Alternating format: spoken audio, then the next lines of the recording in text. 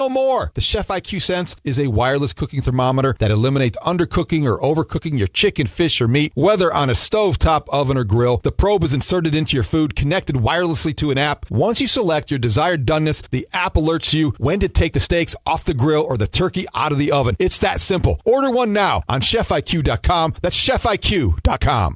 VC Bank, building business, growing wealth since 1868. Proud to be the official bank of the Fighting Illini.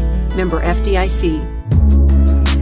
Cubs Mariners at Wrigley Field. As we approach the top of the hour, let's pause 10 seconds for stations to identify themselves on the score in the Southwest Airlines Cubs Radio Network. Covering the Cubs and all of Chicago sports on the Rahimi and Harris Show. Middays 10 to 2 on WSCR Chicago, WBMX HD2 Chicago, and Odyssey Sports Station. Sunny, 89 degrees here at Wrigley Field as the Cubs get set to play the Mariners. Wind blowing straight out. It feels much hotter on the field. This is the Cubs radio pregame show driven by your Chicagoland and Northwest Indiana Buick and GMC dealers. In our Cubs conversation, catcher Carson Kelly has the day off after catching all 9 innings in yesterday's excessive heat, conditions he learned to handle years ago. Playing minor league baseball in Memphis for multiple years. That's probably the closest, and then being in St. Louis too. So, I think really it's just about staying hydrated and staying locked in, and being honest with yourself.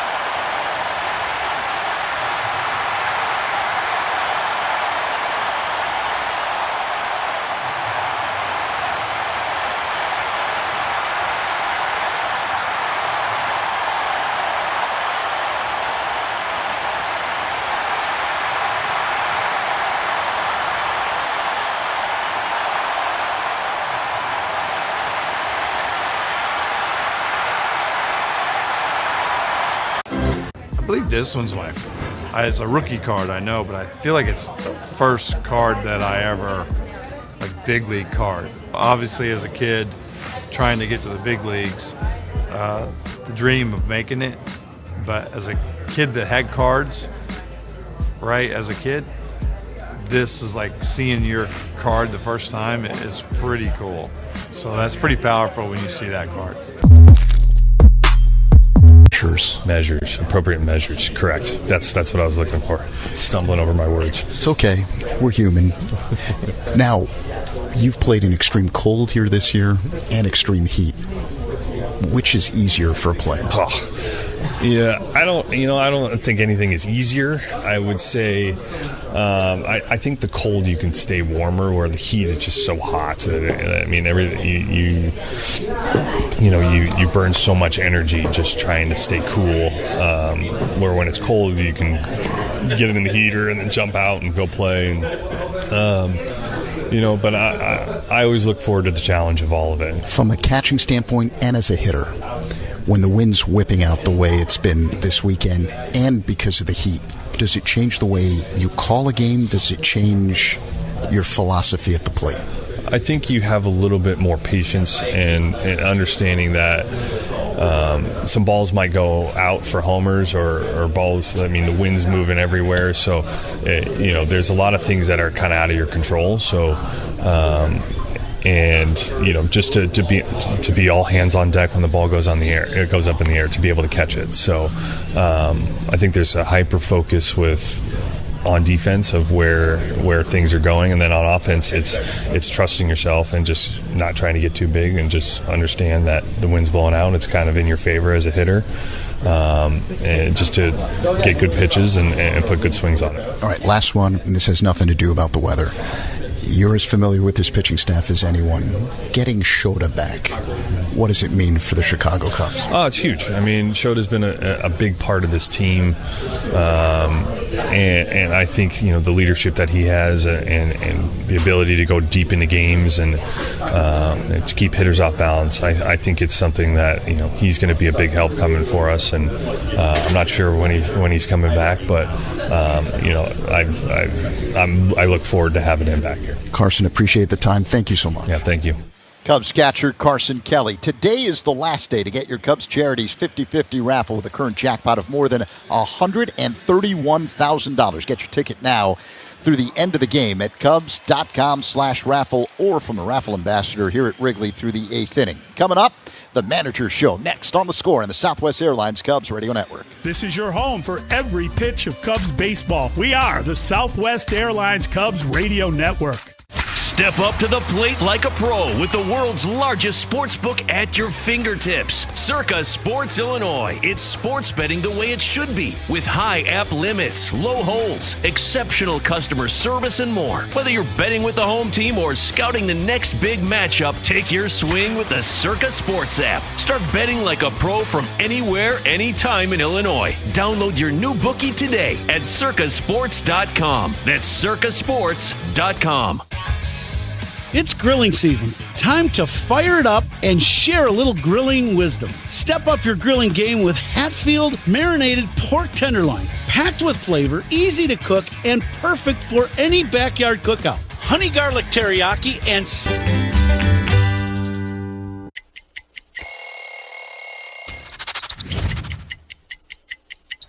Oh, this is the most famous jersey in baseball, right? The Yankee pinstripes, the interlocking NY.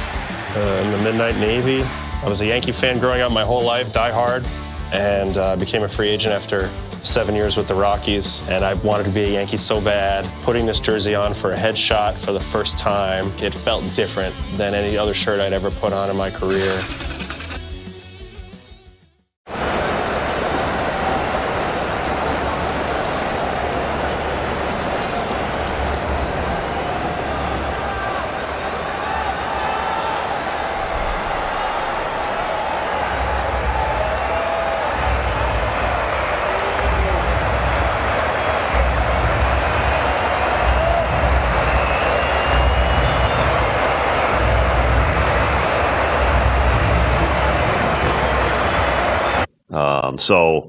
Those, I think those are considerations, but not the primary consideration. How about sensitivity toward the individual? Does that ever come into play for a manager or general manager? What if I answer no to that? Was that?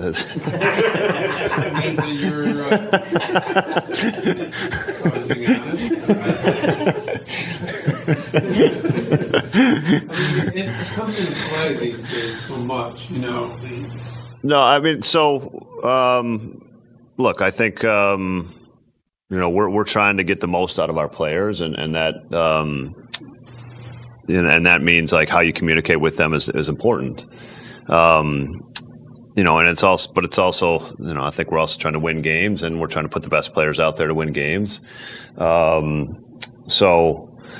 It's all a factor. It's just kind of where do we place the weight on a little bit sometimes, and sometimes you have to have a harder conversation. Sometimes you're going to try to give somebody a shot to keep going to try to get to the next place. It's a balance in sports for sure and in everything. But part of being a professional athlete is it's not all good news. You got to be able to get some bad news and respond to it. And all these guys have and responded. The baseball board next on The Score in the Southwest Airlines Cubs Radio Network. Hey Cubs fans, it's Matthew Boyd. Listen to every game here on the Chicago Cubs Radio Network. News just in. Bet365 is now live in Illinois. That's right. Join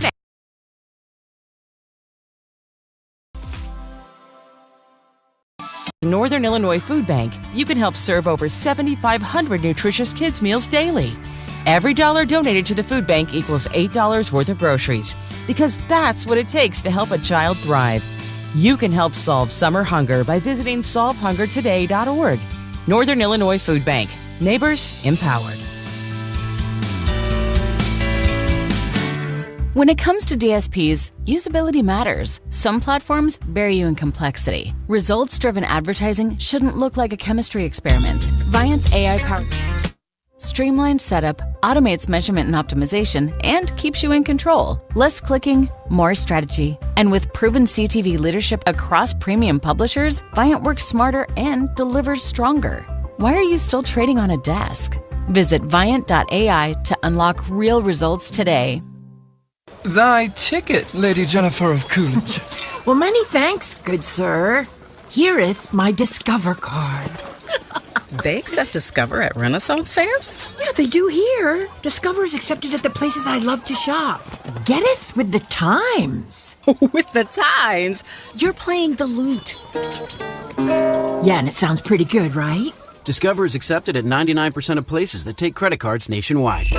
Based on the February 2024 Nielsen Report. FinishingChicago.com for the industry's best drywall finishing, wall covering, glass systems, signage, and painting contractors. Rely on FinishingChicago.com.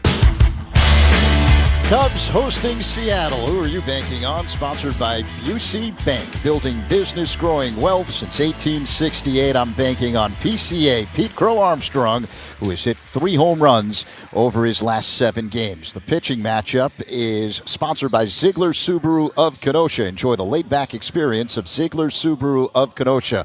First, though, let's pause for the playing of God Bless America. Bless America, land that I love, stand beside her and guide her through the night with the light from above.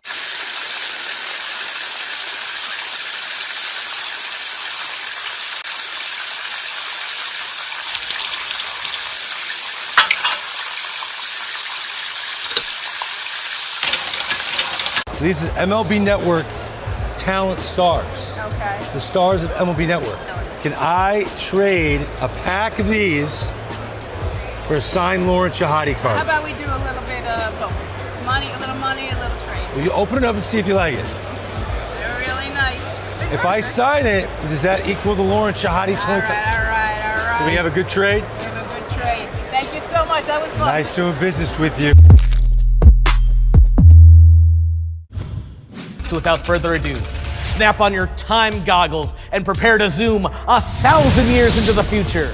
The D-backs are still the D-backs, though now they're represented by a robotic techno-snake, and the Cubs have embraced their future amongst the stars, now being represented by Ursa Major. Minneapolis was the first to establish relations with our extraterrestrial friends. The Rays are the cosmic rays flying through space in their Devil Ray-shaped spacecraft.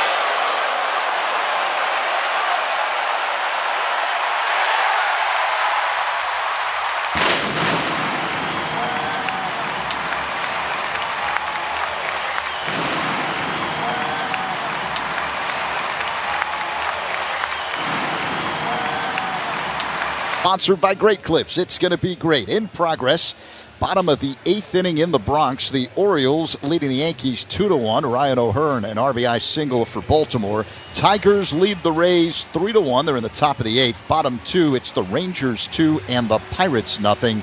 Last of the 3rd, White Sox and Blue Jays scoreless in Toronto. Top 3, Braves 1, Marlins 1. And in the top of the 1st inning in Minnesota, no score between the Brewers and the Twins. Here at Wrigley Field, it's time for baseball. Cubs, Mariners, Pat, Ron. Next on The Score and the Southwest Airlines Cubs Radio Network. Take the Cubs with you in the Chicagoland area on the free Odyssey app. We are the Southwest Airlines Cubs Radio Network. As the official water efficiency partner of the Chicago Cubs, Sloan has greeted fans with sustainable restroom products at Wrigley Field for 111 years. And now Sloan is excited. Sometimes artifacts in the collection of the Hall of Fame could tell multiple stories. This is the earliest known Yankees baseball cap in existence. It tells a story of a very early baseball cap and of a guy who just had a cup of coffee in the big leagues. But there's actually a hidden story inside this cap. There's another name written in the cap. So who's Dolan?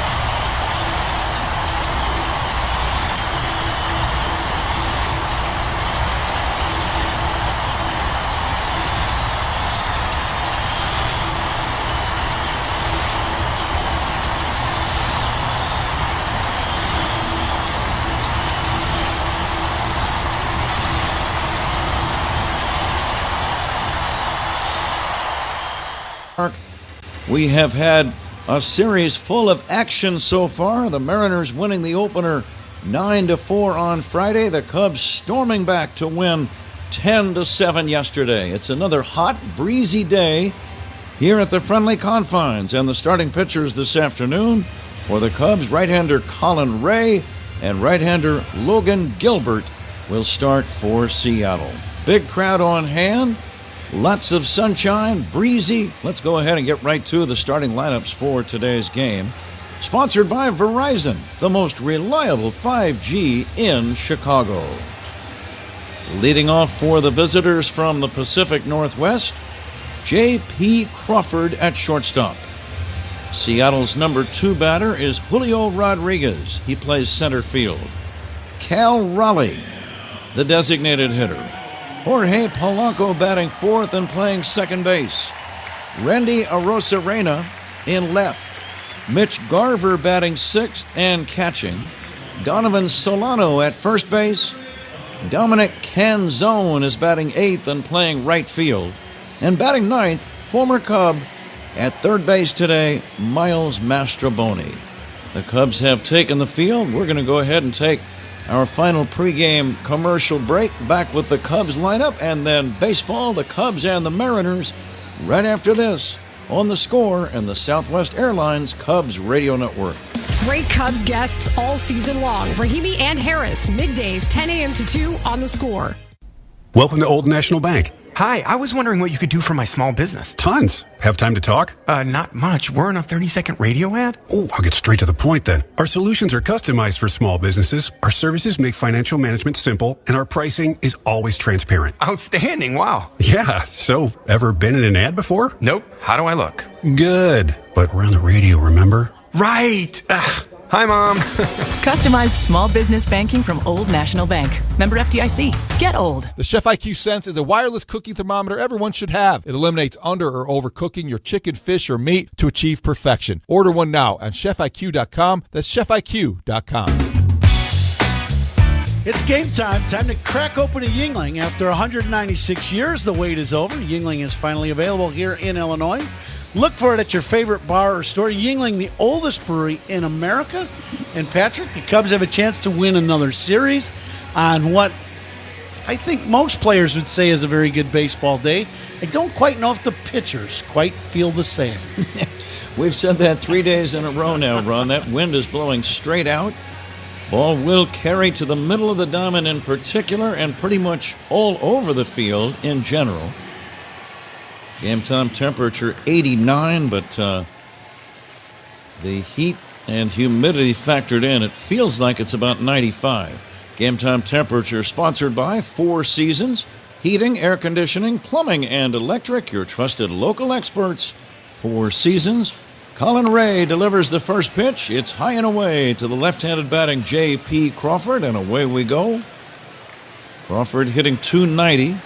Left-handed batter, wide open stance, and he'll poke one foul out of play. Ron, as you think about Colin Ray pitching for the Cubs today, what's on your mind? Well, first of all, always for Colin is to have command of his fastball. When he does, he uses both edges of the strike zone, in and away.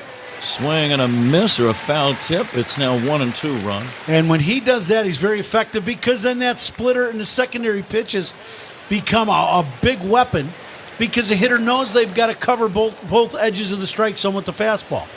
It's going to be very important for the pitchers today to stay out of the middle of the plate with this wind blowing out. Here comes the 1-2, a looper shallow left, falling in there for a base hit.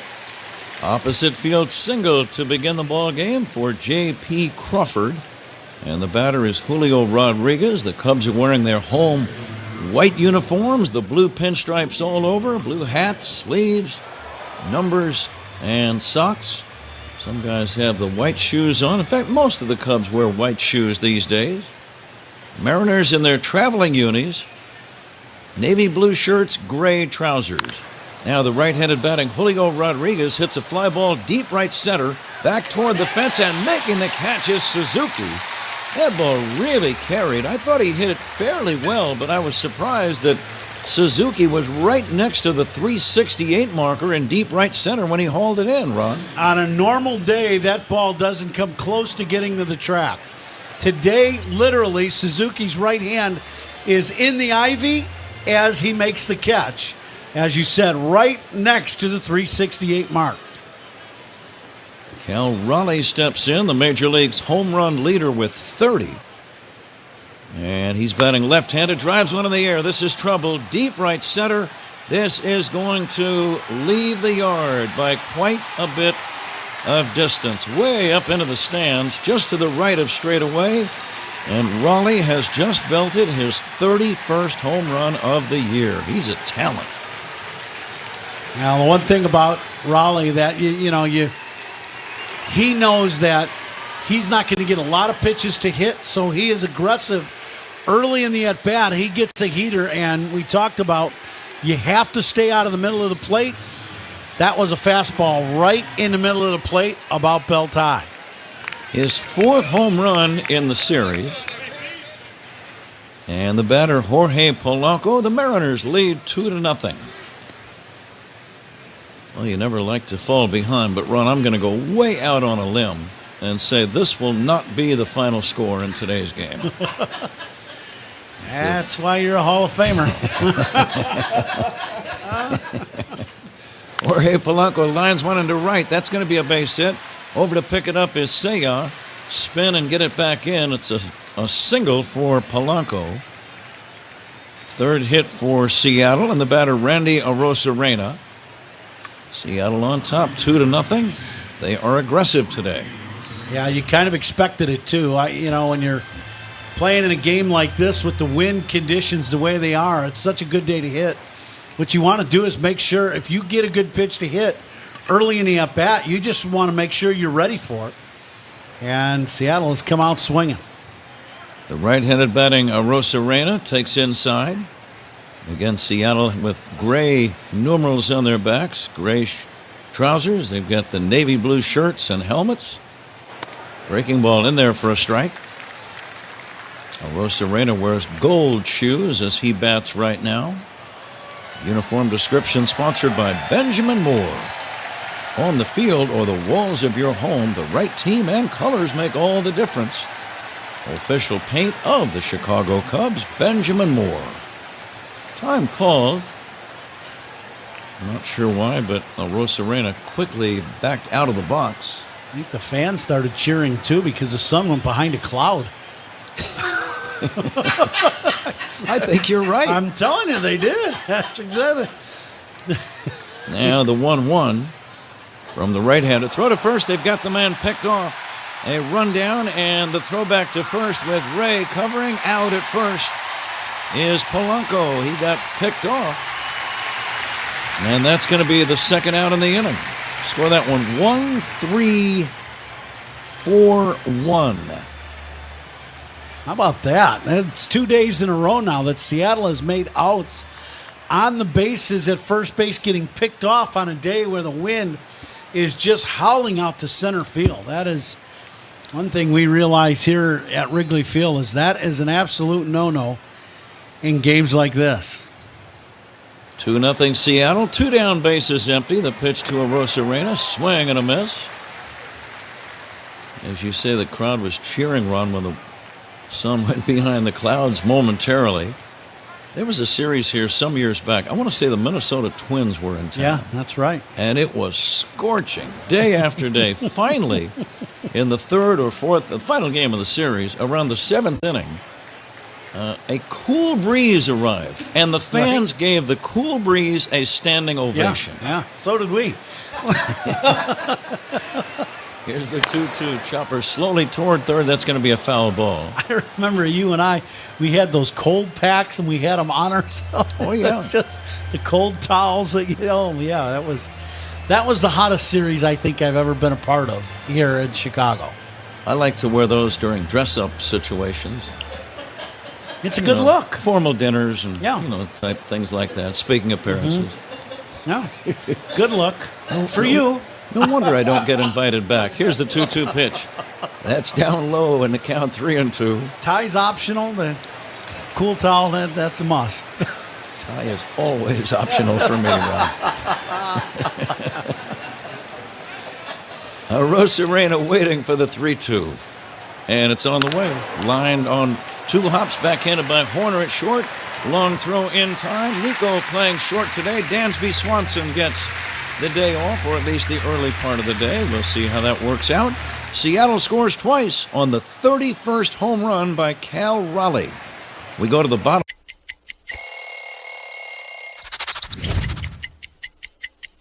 I went to college at Northeastern University, and all my friends were Red Sox fans. And while in my 3 years there, I really grew to appreciate Red Sox Nation and everything that they bring to the table. And once I got my head wrapped around the trade, I was really, really excited. I think they have one of the most iconic logos, these 2 socks right here on the sleeve. I love keeping it simple, really fond of the font, and I think it's a really cool look.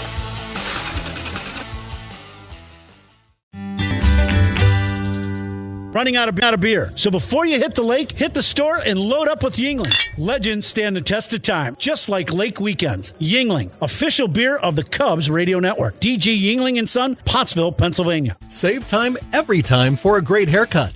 Just download the Great Clips app or check in online at greatclips.com. Great Clips. It's gonna be great. Right-hander Logan Gilbert, one of the tallest pitchers we've seen this year, 6'6". And he's pitched well. His record is not all that impressive. 1 win, 2 losses. But the ERA catches your attention, 2.55. And the strikeouts really get your attention, 13 for every 9 innings of work. Ian Happ will lead off the bottom of the first inning and take a strike. Ron, what's the plan, the batting plan against Logan Gilbert? No, I would be aggressive and be ready to hit when you get in a box. He is one of those guys that is a little unique with his delivery. Ian Happ hits a high fly ball to right. This ball is playable for Canzone, and he makes the catch in the middle of the warning track in straightaway right. I thought that ball might carry out of here. I think if it was hit a little more towards right center instead of straight right, it might have got a little more carry from the wind, but Ian just misses, hitting another home run after coming off a 2-home-run game yesterday. He's got 3 homers in the series so far. 2-0 Seattle, bottom of the first, and here's Kyle Tucker. But the thing about Gilbert that was unique to me is he throws his slider as much as he does his fastball, and he'll use his slider a lot when he's behind in the count. Tucker swings and chops it foul, Ron. So he's definitely not a guy, even though he throws in the mid-90s, he's not a guy that you can sit fastball on when you're ahead in the count as a hitter. Actually, it's the opposite. You should probably look slider. He's only walking 1 man for every 5 innings of work. And now the 0-1 to Tucker. It's way outside for a ball. He's one of those guys, when he's coming at you as a batter, it probably looks like he's all arms and legs. Yep. And kind of a little different arm action while he's getting the ball out of his glove. So everything's a little different. Fastball rides high, 2-1. Now that fastball, 97 miles an hour up out of the strike zone. Speed gun powered by Xfinity. Gets seriously powerful Wi-Fi. Xfinity. The Wi-Fi is booming. Tucker 2 for 7 in this series with a homer. Hits a high fly ball to left. Back goes Arozarena on the track. Still drifting back. Makes the catch. So both Happ and Tucker hit warning track fly ball outs in the bottom of the first inning. The ball is really going to carry again today. 2 down, nobody on. Cubs trail 2-0, and the batter Seiya Suzuki. Yeah, when that ball left the bat, I thought that one had a chance and caught maybe one step in front of the ivy in straight left field. Suzuki 1 for 8 in this series. Logan Gilbert rocks and delivers. And here's a drive to deep left. Going back, and this ball is going to leave the yard, a home run. You talk about a laser line drive home run by Seiya Suzuki. I didn't even have a chance to put it into words. The ball jumped, and like a rocket, it just sailed into the stands in left, right near the indentation of the wall. Suzuki with his 19th of the year and a very impressive home run, Ron. You really can hit a home run much harder than that. This is, as you said, just a line drive. The key was it going to stay high enough, and it just bangs off the video board, the top of that, and then bounces out of the stadium. So a line drive rocket by Suzuki.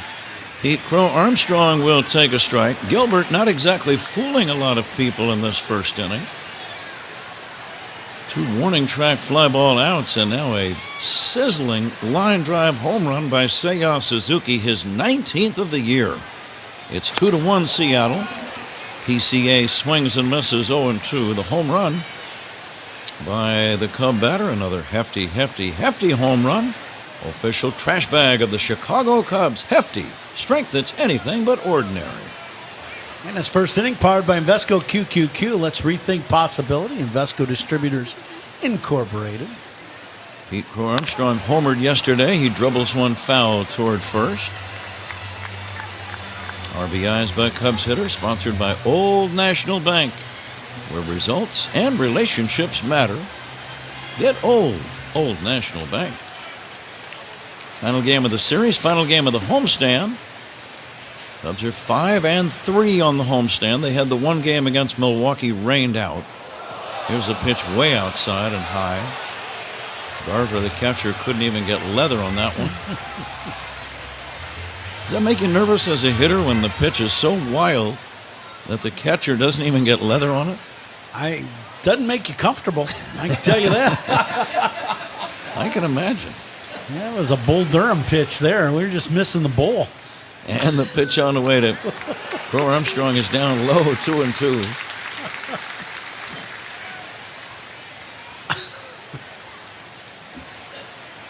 PCA with 21 home runs, 61 driven in. Suzuki now with 62 runs batted in for the team lead.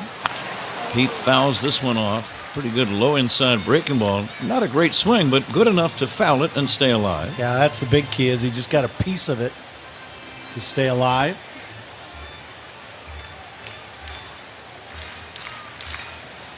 Logan Gilbert. Now, when I saw that name, Ron, I was looking again for the comma that I thought might be. I thought his name possibly could be Gilbert Logan. Here's a swing and a miss. Strike 3, and that's going to end the inning. As a matter of fact, Colin Ray could have a comma in his name. Yeah. You know there's a guy named Ray Collin out there somewhere. Cubs get a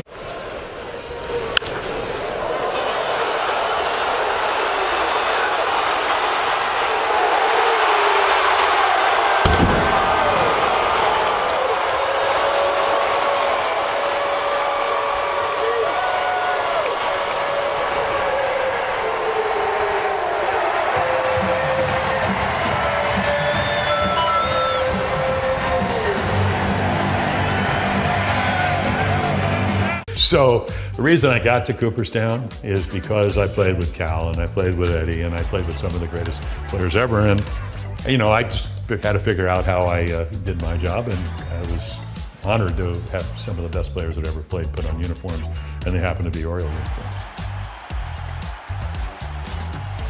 If there's ever any doubt that I'm 78, all I got to do is look at my old cards and I know.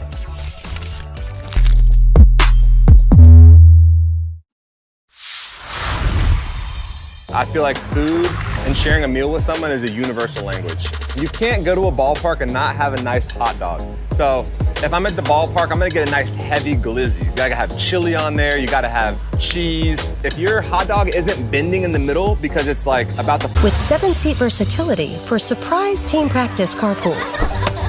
Dynamic storage for when quick stops at the antique market turn into a whole new living room set. Easy. Google built-in for when you choose the road more exciting. And innovative technology and advanced safety features for all your precious cargo. The new Volvo XC90, designed for life. Visit volvocars.com/US to learn more. Bet365 is now live in Illinois. Download the Bet365 app. Whatever the moment, it's never ordinary at Bet365. The California coast to you, wherever you are. Pat? All right, Zach. Mitch Garver first up, right-handed batting catcher, hitting .216, takes low and away for ball one. Garver had a couple of homers and drove in 5 in the Friday afternoon game. He's got 3 for the year, 16 ribbies. Colin Ray coming back. Here's a high pop fly, playable on the infield. Who wants it? Shaw at third, waiting and now squeezing. He held the glove up to block out the sun. And that's out number 1. I can tell you that is not the easiest play in the world for an infielder. That sky-high pop-up, you're dealing with obviously the wind and the sun. And, we saw some of the outfielders yesterday have a hard time. But Shaw stayed with that one. Donovan Solano, the batter. He'll take a strike. Solano having a big series, 6 hits in 10 at-bats. Hitting .240 for the year. Right-handed batter, not real tall, but strong. Drives one to the gap in left center. Long run, Pete Crow Armstrong gets there, makes the catch. From this angle, you could tell exactly how quickly Crow Armstrong was on the move. He read that off the bat instantly and made it look very, very simple. 2 down. Yeah, Pete gets about as good a break on the ball as you're going to see. And the route that he takes is usually very good, too.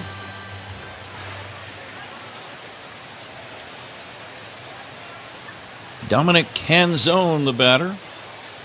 And the pitch to Dominic is taken outside for a ball.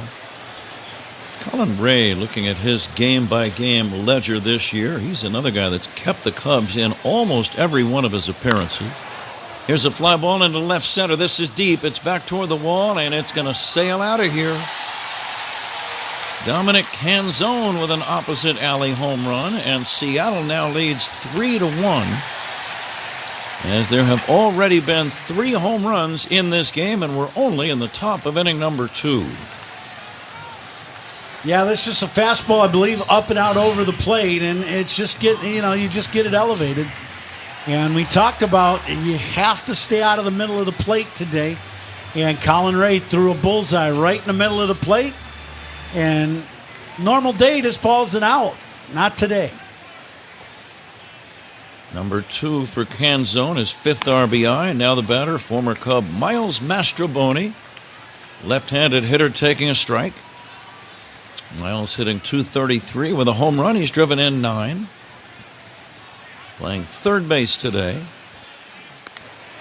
I would say in his years with the Cubs, that was his best defensive position, third base. I would agree. Very nice guy.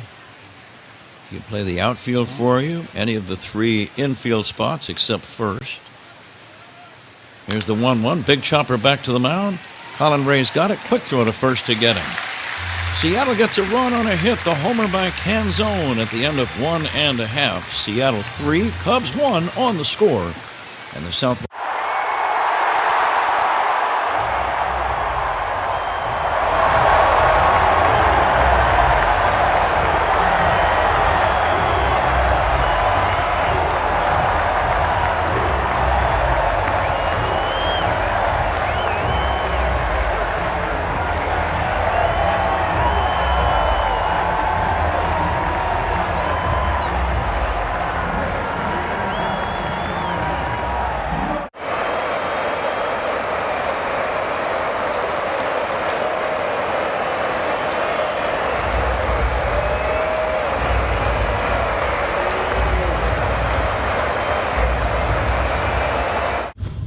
I'm helping these kids be the best versions of themselves, and I'm also representing like where I came from.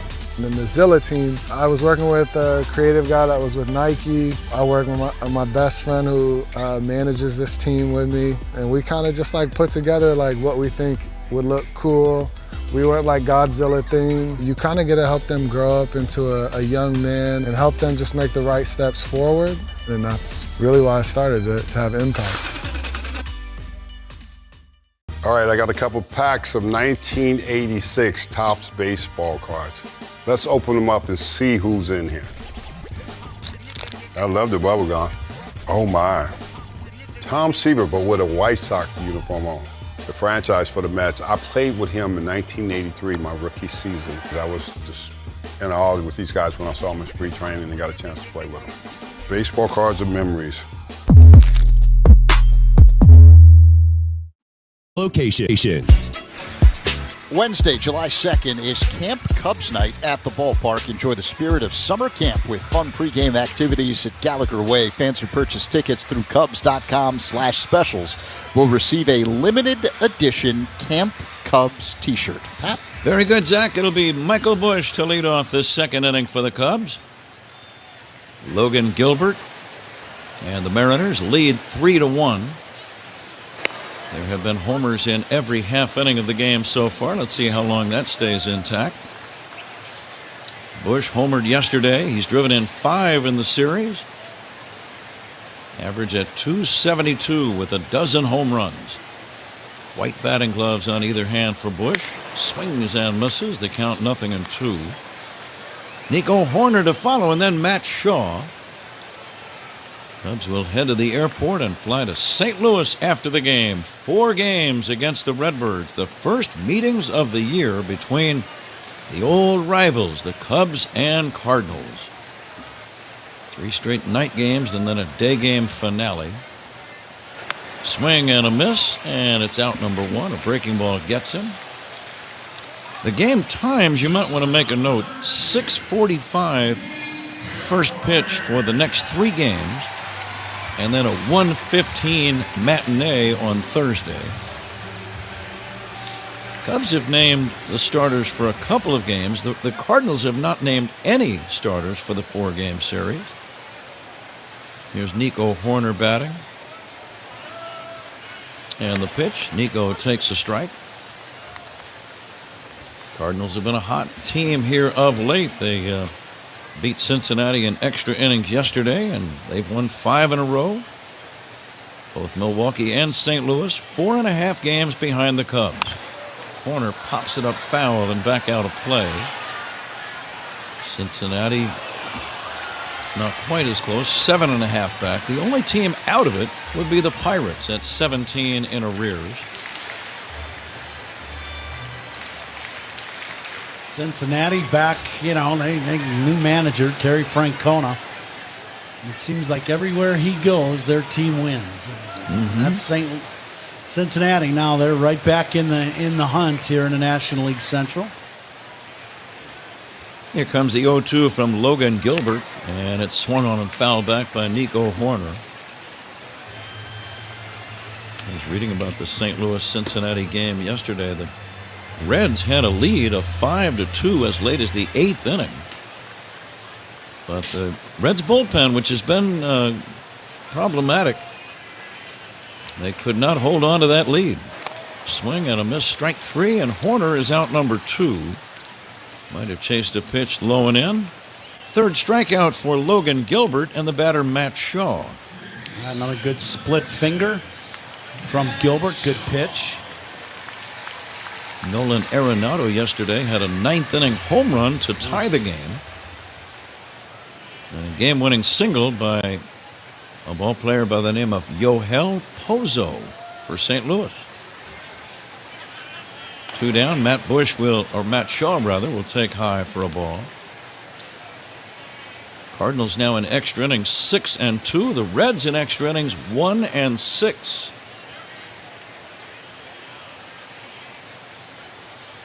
Here comes the 1-0 now to Shaw. And that floats in high. 2 balls and no strikes.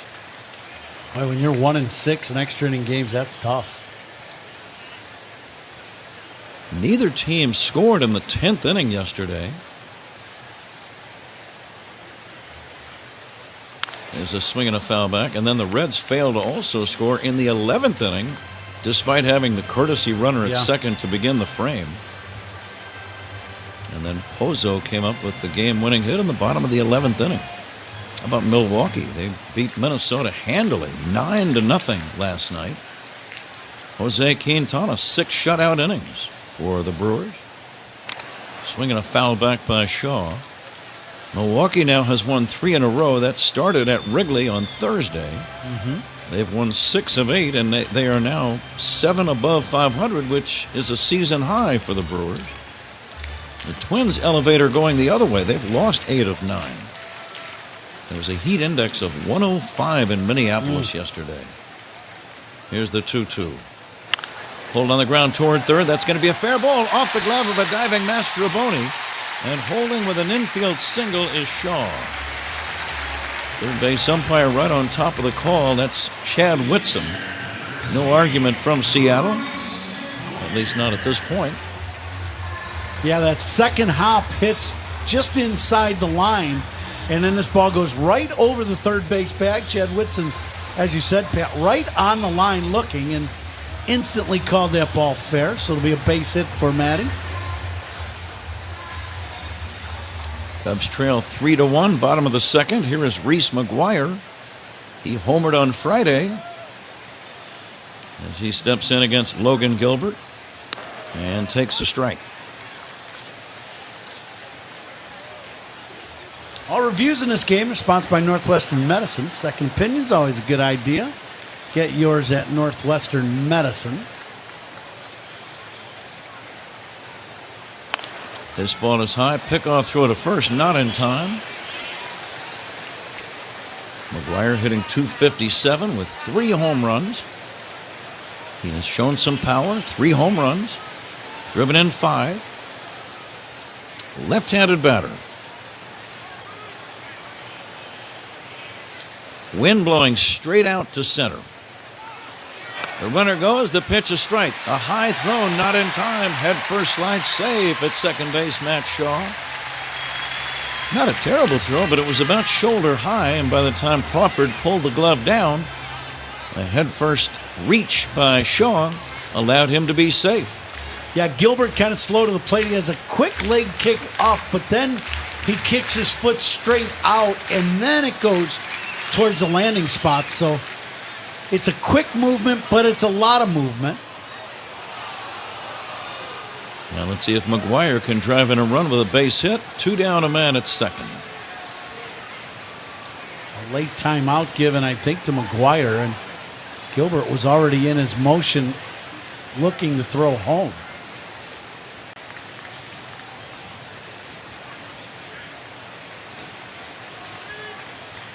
And now the 1-2 pitch from Logan Gilbert. Bouncer foul, right side. We'll do it again.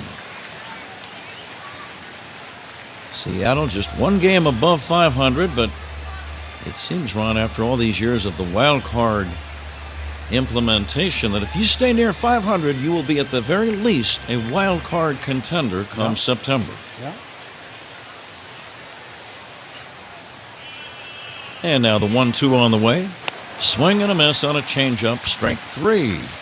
Cubs don't score, leave 1 after 2. Mariners 3, Cubs 1 on The Score and the Southwest Airlines Cubs Radio Network. The Cubs play here with Hall of Famer Pat Hughes and All-Star. What is it about baseball cards that make them so special? Why do you enjoy doing that? Well, the biggest thing is I started collecting when I was a kid. O-Pee-Chee was a Canadian hockey league, and then the Canadian football. But I didn't start in the U.S. until I had signed professionally as a ball player. And when I got my first rookie card, and I've got it here with me. Let's take a peek at that. 1956 with Billy Sorrell.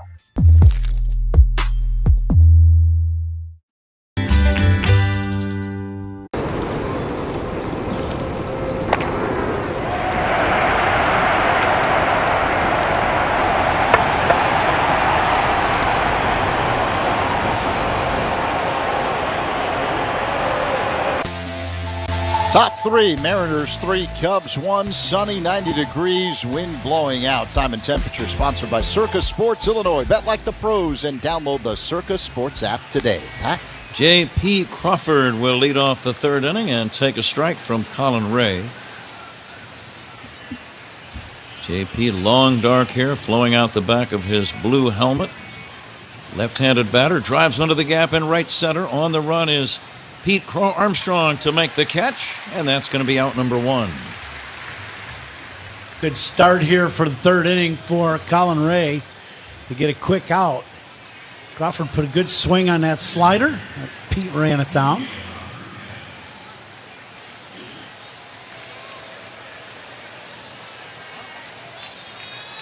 Julio Rodriguez, the batter. Rodriguez fly to the warning track in right his first time up. He swings at a breaking ball and does not get it. Another great crowd at Wrigley. We had 39,000 plus yesterday, over 40,000 on Friday. And the next offering called strike two, 0-2. And we're going to play the Benny's Beverage Depot attendance game here soon. If you can't find it at Benny's, it's probably not worth drinking. And the next pitch hit in the air to right, down the line, slicing, coming back onto the field of play and caught by Suzuki. Or did he drop the ball? He dropped the ball. And now the first base umpire, Dexter Kelly, is holding up his hand as if to say ground rule double. That's what he's doing. Okay. Yeah, Suzuki goes down into the corner. I don't think he really knows exactly where he's at next to that sidewall. He reaches out to make the catch, doesn't make the catch. It's a catchable ball, but a difficult play, and then the ball bounces on the warning track up into the stands and bounces back onto the field of play. So that's the reason for the ground rule double.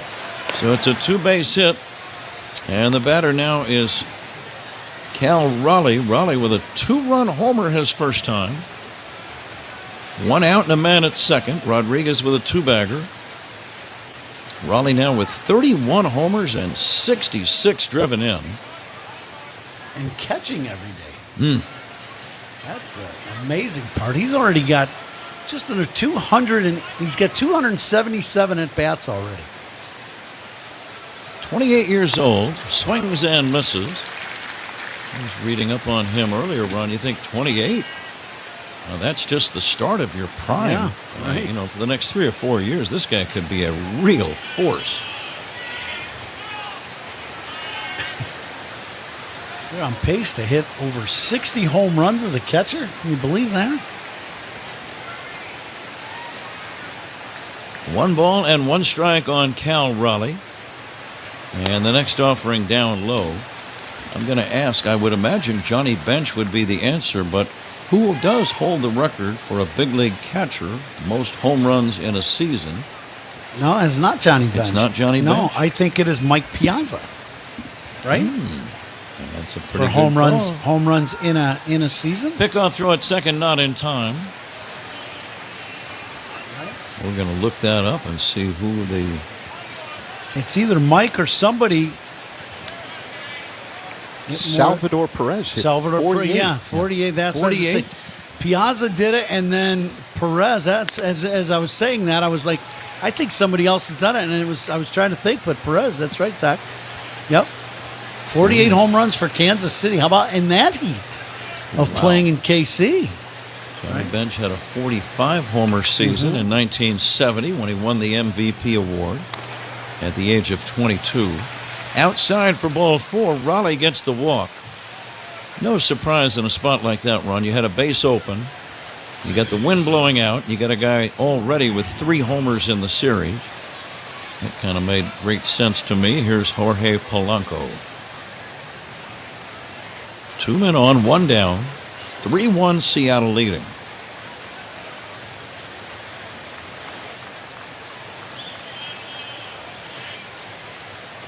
Runners take their leads. Polanco had a single his first time. He hits a big chop foul toward first. Reds are leading the Cardinals 1-0 in the second. Milwaukee and Minnesota tied at 2. They're in the third up in the Twin Cities.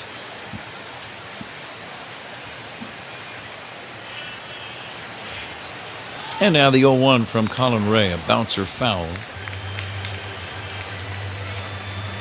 We're coming to you live all season long. The Invesco QQQ broadcast booth, proud ETF partner of the Chicago Cubs.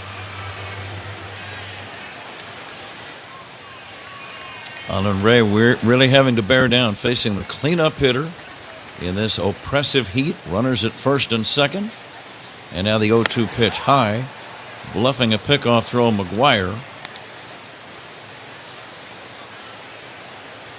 McGuire did a very smart thing. When you bluff a pickoff throw, if there's nobody covering the bag, it's a good idea to not make that throw.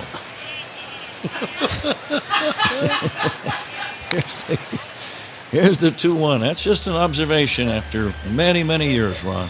Well, not only are you a Hall of Fame broadcaster, but you could be a Hall of Fame coach. Yeah. If there's nobody covering the bag, do not throw to that base. Telling you, folks, top of his game today. Yes, sir. Top of his game today. Here's the 1-2 swing and a missed strike 3, and that's out number 2. Hey, Ron, before we go too much farther, I want to thank the gang over at Obvious Shirts, which is an establishment run by Joe Johnson and the gang over there. They had me over yesterday signing for customers, and I had a great time. I was treated like a king, and really some good stuff over there. I'm sure you've seen their shirts, but thanks to Joe and the gang. And by the way, he would like to work with you, I think, Ron. Here's the pitch on the way, fouled off to the right, out of play. That would be great. I've already seen some samples, so get ready for the Ron Coomer T-shirt. Okay, I like it. That was very nice. Yes, sir. I met some of those guys yesterday because they came over to escort you. Very nice people. So, yeah, that would be great. And now the 0-1 pitch inside to Arozarena. See a lot of their shirts all around the ballpark. You've got a bunch of them that we see fans wearing around here with some of your sayings and things that we say during the broadcast. Swing and a miss by Arozarena, 1-2. What's your favorite one that you saw yesterday? Did you have one?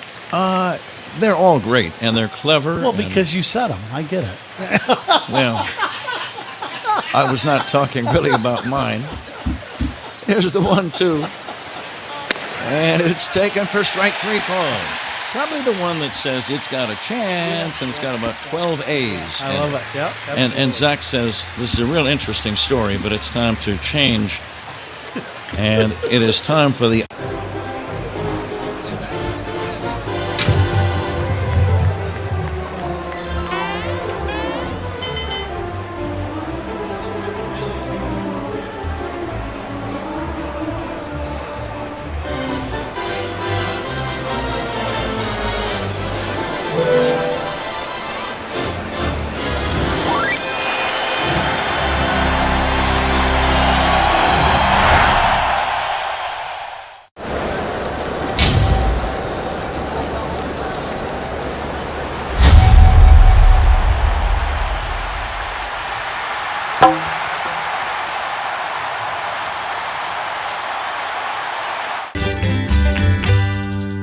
I like to mix my sauces so I get a little tang and I get a little sweetness all in one bite. That's what makes it for me. Like, that's what does it for me. That's what I'm saying.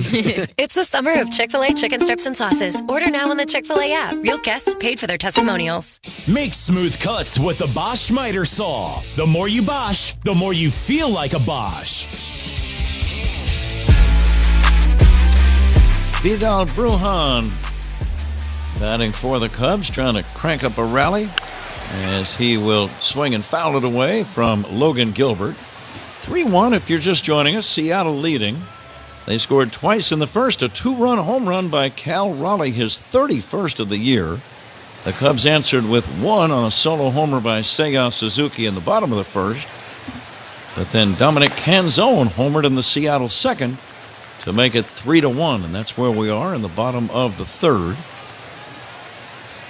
Going to pass along a station ID here shortly. And the pitch by Logan Gilbert. And it's lifted into right center. Pretty well hit, converging on Rodriguez and Canzone. Rodriguez, the center fielder, makes the catch. And that is out number 1. Before Happ steps in, we step away 10 for ID.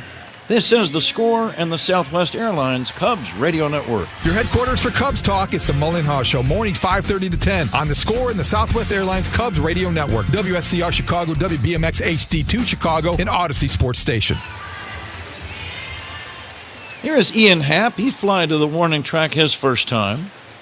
He's homered 3 times in the series. Now has 11 for the year. And he'll swing and come up empty in the count 0-1. We had a stolen base last inning from Shaw. Stolen bases by the Cubs. They're brought to you by Atturo Tire. Chicago's hometown tire. Find a dealer at Atturo.com. Swing and a miss on a good changeup. 0-2 on Ian Happ. Pretty good split finger. That last pitch. We were talking about Gilbert, and you and I were talking as we were having a little lunch before the ball game.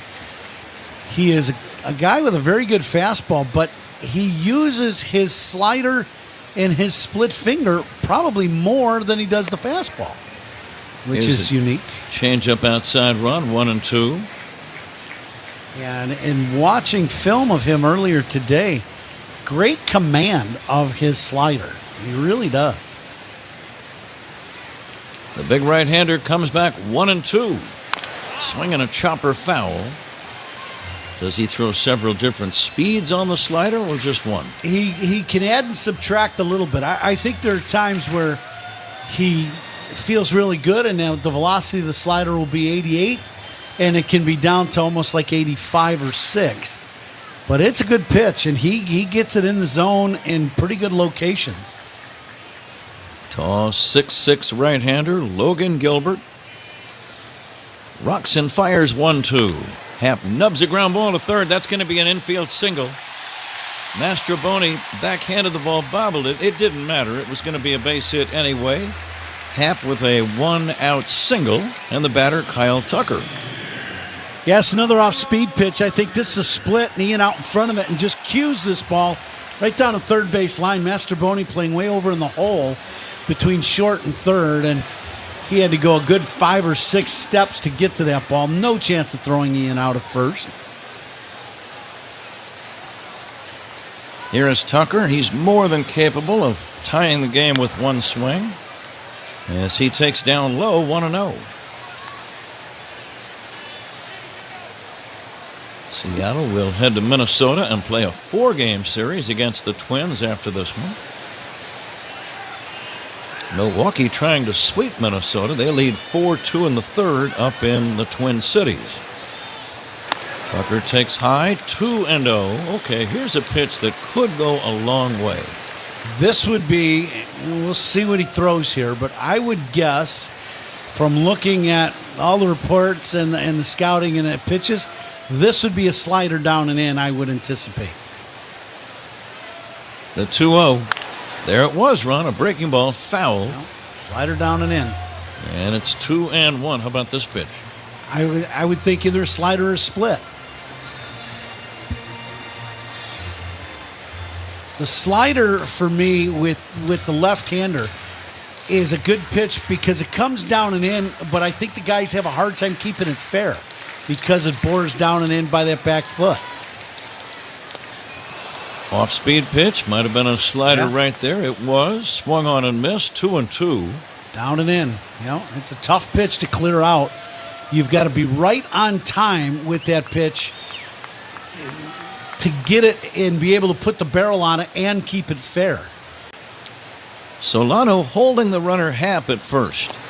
Tucker takes down low, 3-2, a splitter that time. And we'll keep an eye on Happ on the payoff pitch. With one away in the bottom of this third inning, 3-1 Mariners lead.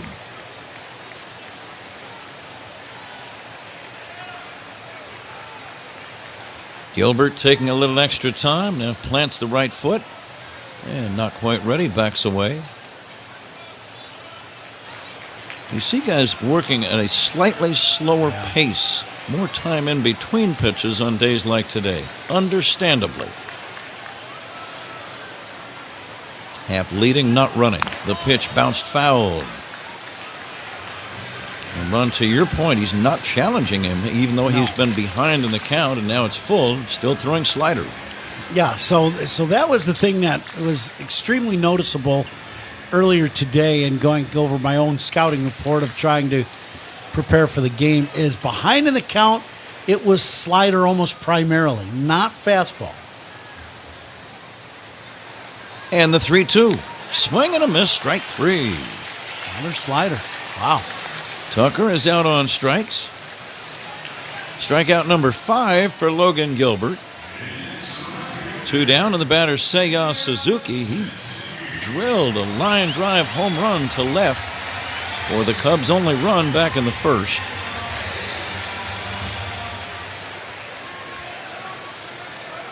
All of the scoring on homers so far.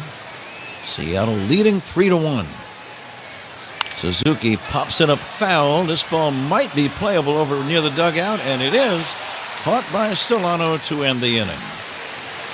Cubs do not score. It's on to inning number 4. Mariners 3, Cubs 1 on the Score and the Southwest Airlines Cubs Radio Network. Take the Cubs.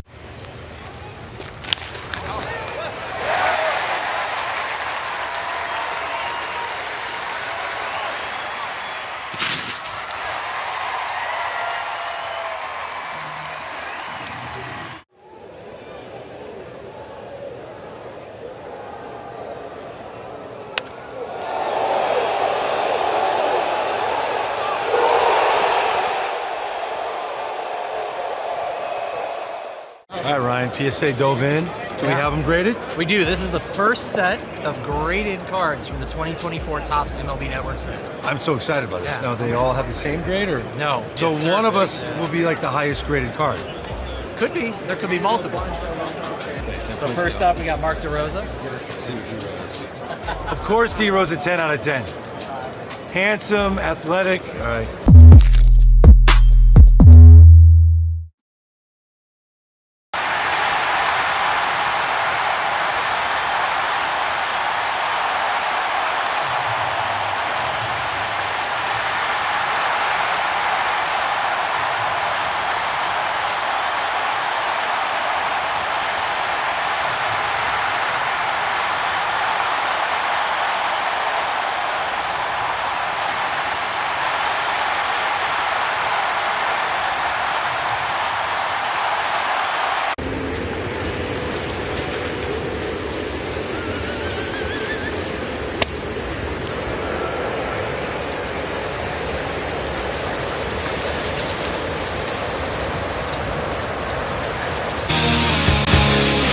The Out-of-Town Scoreboard is sponsored by Club Citgo. Download the Club Citgo app now and instantly save 23 cents per gallon on your first fill-up. Final from New York, the Yankees double up the Orioles 4-2. Jazz Chisholm Jr., the go-ahead 2-run home run. We go to inning number 4. Mitch Garver batting, right-handed hitting catcher, and he'll take a breaking ball for a strike from Colin Ray. What else you got, Zach? Correction, Chisholm had a 2-run double, not a home run. Bottom 9, Tigers leading the Rays big 9-1. Rangers and Pirates tied at 2 in the bottom half of the 5th inning. Low and outside, 1-1. After 6, White Sox won, Blue Jays won that game in Toronto. The Marlins leading the Braves 4-2 in the top half of the 6th inning. Dane Myers a ribby single. Brewers lead the Twins 4-2, top of the 4th. Low and outside, 2-1. Christian Yelich with a ribby single for Milwaukee. Reds and Cardinals tied at 1 in the top of the 4th inning. The Diamondbacks and Rockies are scoreless, just underway, top of the 1st in Denver. Fastball is inside, 3-1. Thanks to Zach for the updates. A reminder, the Cubs leadoff man every single game is presented by Benny's Beverage Depot. If the Cubs leadoff hitter gets a base hit, Benny's Beverage Depot will donate $100 to the Greater Chicago Food Depository. If you can't find it at Benny's, it's probably not worth drinking. Hot and breezy at Wrigley. Good hitting weather. Garver hits a high pop fly, shallow left. Horner out, Happ in. Happ calling and squeezing for out number 1. One away, 3-1 Mariners lead, and the batter now is Donovan Solano. We had a nice visit just in between innings from one of our great friends in the booth next to us, great Chicagoan, Rick Riz, who's been a long-time broadcaster for Seattle and a friend of both of ours for a very long time. Great guy. From Calumet. Pride of Calumet City. There he is, right there. Here's the first pitch to Solano inside. I've known Rick Riz since, I believe, 1982. When he and I both worked in Columbus, Ohio. Uh-huh. Here comes the 1-0 pitch on the way. Swinging a foul back, and he's been with Seattle's broadcast combine for about 40 years, I want to say. Yeah. He briefly left and went to do Tiger baseball, but then went back to Seattle. Donovan Solano with a count of 1-1. And the next offering, drill, that's trouble. Deep left, all the way back, and it's a home run. Solano, a line drive home run. And the Mariners playing a long ball. That's their 3rd home run of the day, and they lead 4-1 here in the 4th inning. Yeah, line drive bullet into the bleachers and left. And with the wind blowing out, that's a no-doubt home run, absolutely. It's just a tough day to pitch. You make any mistake at all, the hitters are swinging from the on-deck circle, that's for sure. First down in the inning a minute ago, sponsored by Xfinity. The Wi-Fi is booming with Xfinity. Dominic Canzone homered his first time as he takes low and in. Getting back to Rick, whenever he comes into town, I always ask him, I go, where did you go last night? I know he's always out somewhere having dinner somewhere, and he hits all the best. But Gene and Giorgetti's the first night. Yesterday was somewhere else. But always great to have him in town. He was, from the time I got to the big leagues, always so nice to me when we'd go to Seattle or they would come to Minnesota and interview me. We would just talk Chicago hangouts. That's what we would do. That was our baseball. Well, yeah, okay. I guess we can talk about that, but we'd rather talk about where we hung out in Chicago. Dominic Canzone takes high for a ball. It's 2-1. But what a great guy and a great broadcaster for a long, long time. It's great to have him here in Chicago. He was a partner of the late Dave Niehaus for many years. Ground ball right side, past and diving Brujan, and into right field. Brujan may have gotten the fingertips of the glove on that ball. He's a little slow to get up. That hurt his hand a little bit as he dove for that ball. Yeah, sometimes you lay out for this ball and then your glove gets caught underneath you or it rolls your wrist over a little bit. I think that's what happened to Brujan as he dove into the outfield grass. Learning how to dive, it sounds like a very basic thing, but knowing how to dive without hurting yourself is a very important thing to learn. Yeah, and it's just a max effort play. You're giving up your body and everything to try to get to this ball. Base hit past a diving Shaw over third off the bat of Miles Mastrobuoni, and the Mariners with 3 consecutive hits. After Solano homered, singles by Canzone and Mastrobuoni have put men at first and second. They already lead 4-1, and now back to the top of the order with 1 down for J.P. Crawford. Well, I think for Ray today, it's like he's up there throwing, and he's trying to set hitters up the way he normally would, but the hitters, it's tough to set guys up when they're just up swinging. You're just, the weather conditions are such that the guys want to swing the bat. If you get a ball you can put the barrel on, you're swinging with this wind howling out the straightaway center field. Crawford has singled and lined out to center. Seattle out hitting the Cubs 7-3. Here's a sinker down low, 2-0.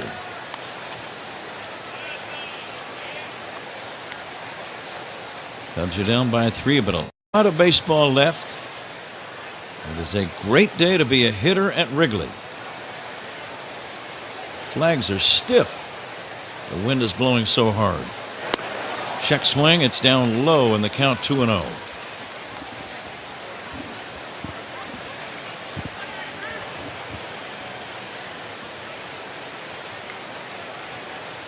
Crawford has some power with 6 home runs, wide open stance, left-handed batter. And the next offering is a strike. Almost thought he might have the green light there. I did too. I was thinking the exact same thing. Looked like he was taking all the way, but on a day like today, anybody with power, I'd say, cut it loose. Here's a smash, and caught by Ray at first, throws to first, double play. A line drive comebacker speared by Ray. He had to wait for Bush to run over and cover the bag, lobbed it over to Michael, and it's a 1-3 double play on the line drive back to the mound. So Seattle gets a run on the homer by Solano. They leave one, middle of inning number 4. What is something that you snack on that you don't worry about? I love Uncrustables. I could eat like 10 of them in one sitting. And no regard for his body? I don't even wait till I thaw out. Hey, put them in a toaster next time. Just toast it, yep. It'll change your life. Yeah, just an incredible play by Riley Green. You are an all-star on the field and off, bro. I appreciate it. Hey, thank you. Riley Green, bro, food genius.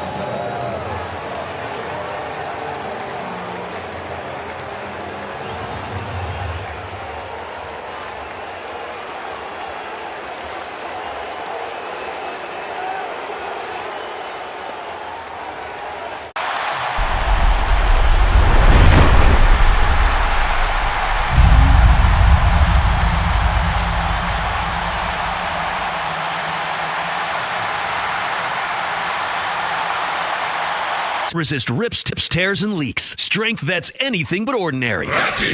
We've been watching the home run leader all weekend long, Cal Raleigh, with 31, and Eugenio Suarez, the RBI leader, with 67. Pat. Pete Crow Armstrong will lead off and take a strike, and now takes a ball up high. So, Zach, I noticed you started chuckling there at the end of your segment. Here Go ahead, comes you the can tell him. The 1-1 pitch on the way to Pete Crow Armstrong. It's inside for a ball. So our great friend Rick Riz, we've been talking about him a little bit over the last few minutes of the broadcast. Apparently he heard and walked into the booth and slapped a 20 on all of us. Well, I haven't seen mine just yet. Here's a line drive foul down the right field side. I think he slapped it to the top row guy, and it didn't make it down to the bottom row. Well, Zach was asking a rather rhetorical question earlier regarding Riz and the last name, and if you're using it in the possessive form, would it be the Riz's? Here comes the 2-2 pitch, taken high for a ball. It's 3-2, and only if you have a really big family. It's like he just didn't know where to stop with the Z's. Yeah. 3-2. And the payoff pitch. Line drive. There's a base hit down the right field line for PCA. He's got a leadoff single. He picked on that slider. That one hung a little bit, Ron, and Gilbert paid the price. Yeah, it didn't quite get down and in like some of the other ones to Tucker in last inning. This one stays out over the plate and gets hammered in the right field. And I think for Pete, I know he would have just liked to, you try to get on top of that pitch and drive down through it. And he did that, just couldn't quite get it elevated enough to, you get it elevated, it's a home run as hard as he hit it. Fourth inning brought to you by Wintrust. Michael Busch takes outside. Wintrust, home of the exclusive Cubs debit card. Member FDIC, EHL lender. I guess in talking about Pete's line drive, you never really complain about hitting an absolute rocket line drive, ever. He's running, big jump. The throw to second base, and he's out at second base. He thought he had the hand on the bag before being tagged. Second base umpire Chris Guccione right on top of the call. Let's see if the Cubs' Craig Counsell decides to challenge that play or not. Nope. Pretty good throw by the catcher, Garver. My goodness. Excellent throw, great tag. And the key to the tag on this play is not going out and getting this ball in front of the bag. Crawford lets this ball carry and then catch and tag deep at the bag. Very nice play by the Mariners defense. Catcher Garver and a great tag by Crawford. 2-6 caught stealing. One away, 4-1. Seattle leads. We're in the bottom of the fourth inning.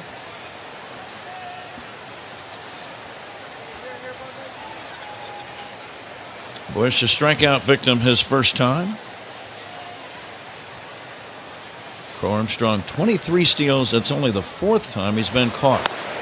So a very good percentage. And Busch strikes out swinging on a splitter. The ball came in and the bottom fell out of it, and it's out number 2. Now let's see if Nico we were talking about Nico in the pregame show. We were talking about our Bet365 segment with Zach, and said today might be the day Nico gets that goose egg off the board with the home runs and he goes deep. This could be a good at-bat for that. He pulls this one foul on the ground. Why do you say that, Ron? I just think there's 2 outs, nobody on. The wind's blowing out. You got a chance at hitting one out of here. I would think that Gilbert will be aggressive to Nico and go right after him. And if he hangs a slider, this could be a ball Nico could hit in those left center field bleachers. 4-1 Seattle. Bottom of the fourth with 2 down and nobody on. Double plays by the Cubs defense, sponsored by Nissan. Swing and a miss. Experience the thrill at NissanUSA.com. Big crowd ready to make some noise. The only real big moment for the Cubs, a home run by Suzuki in the first. And the 0-2 pitch dribbled foul off to the right out of play. A little hanging split finger Nico out in front of. Spiegel and Holmes talk Cubs baseball and Chicago sports every weekday. 2-6 on the score in the Odyssey app.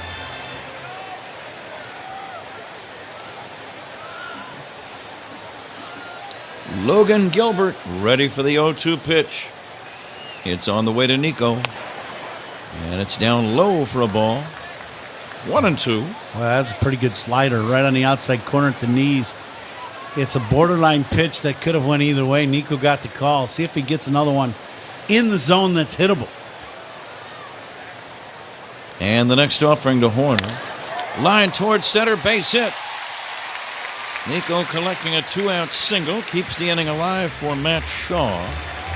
And we've got to make our guesses in the Benny's Beverage Depot attendance game. I'll go ahead and get us started. I'm going to say we have 39,693. 39,693? Mm-hmm. Okay. Horner at first. He'll be held by Solano. Matt Shaw, the batter. Shaw will hit a dribbler toward third, charging Mastroboni. Running throw to first ends the inning. Cubs don't score. Zach joins Ron in a moment at the end of 4. Mariners 4. Cubs 1 on the Score and the Southwest Airlines Cubs Radio Network. Hey Cubs fans, it's Matt Shaw. Listen to every game here on the Chicago Cubs Radio Network.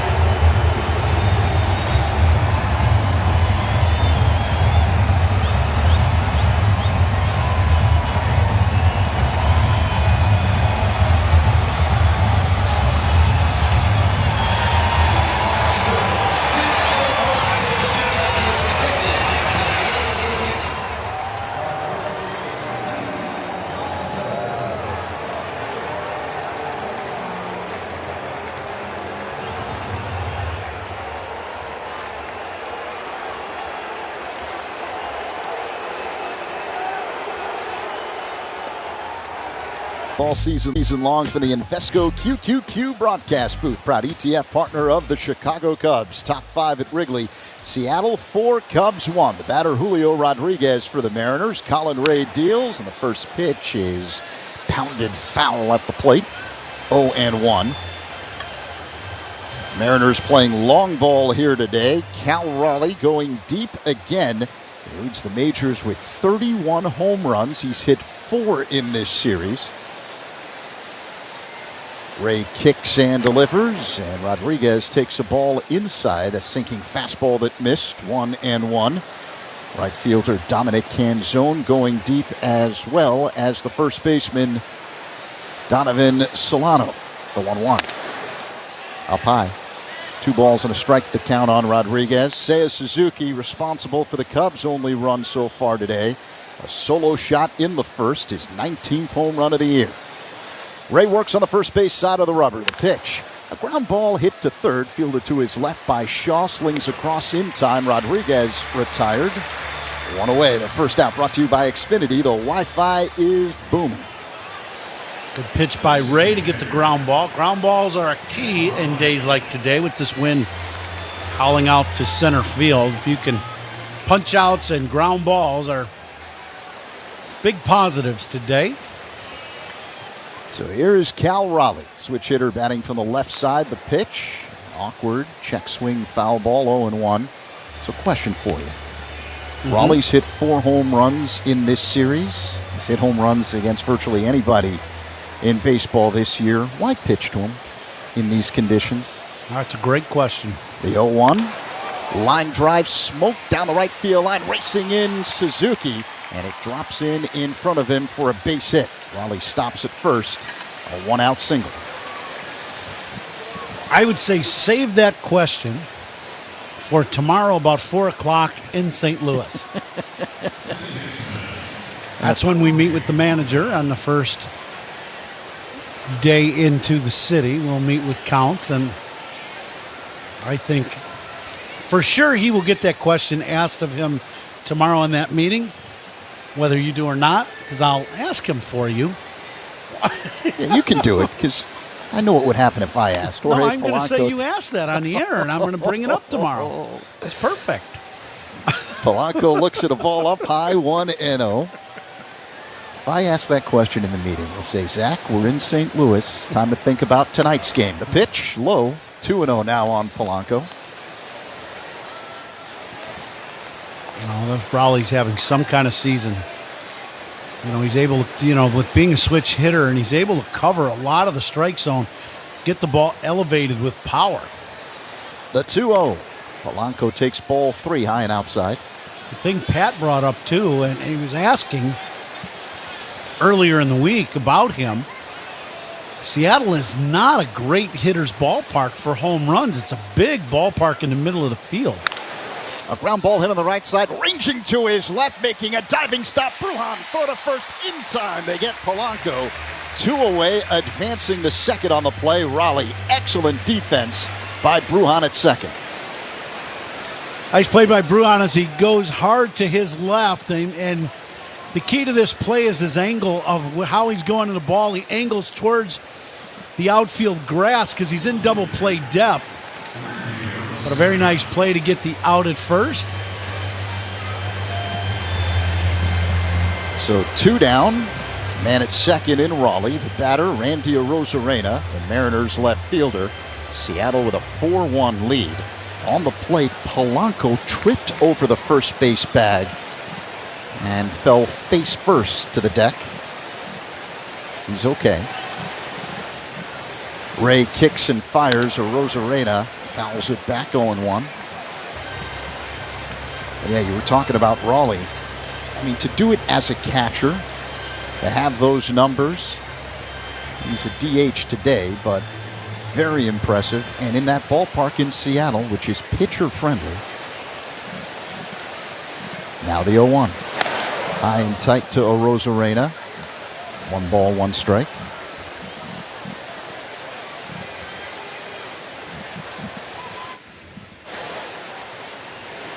Ray puts the ball in the glove, sets at the belt, looks at second. That's where Raleigh is. And now the pitch. Rosarena fouls it back off the screen. Cool, we've got to continue playing the Binny's Beverage Depot attendance game. Pat made his guess, 39,693. We need your guess. 37,500. I'm going to go 38,500. That's got to be close then. The 1-2, low and outside. Is that what the ticket office told you today? I do not cheat in these games, even with the big reward. And Paul Zarang, the maestro our engineer, going with 37,922. So the guesses are in. Good luck, men. You guys probably need it more than me. 2-2 the count with the Rosarena at the plate. And Raleigh at second base. What did they say to you when you called down there? We'll find out later. Here's the 2-2. A one-hopper past the diving Brujan into right center field for a base hit. Raleigh around third. He's coming home. Ball fumbled out there in right by Suzuki, and taking second on the play is a Rosarena. It's now 5-1 Seattle over the Cubs here in the fifth. This ball hit sharply on the ground past Brujan. Does an excellent job trying to get to this ball, just couldn't quite do it. And then this ball hits Suzuki in the heel of the glove and bounces away from him. And so Rosarena will be given a base hit and then an E9, and he will get an RBI on that single. So second error of the game on Suzuki. The batter now, Mitch Garver, right-handed hitting catcher. A bluff throw to second by Ray. 2 down here in the fifth inning. Seattle with a 5-1 lead over the Cubs, the finale of a 3-game set. Ray looks at second. Rosarena dancing off the bag. The pitch. An awkward swing and miss by Garver to sinking fastball 0-1.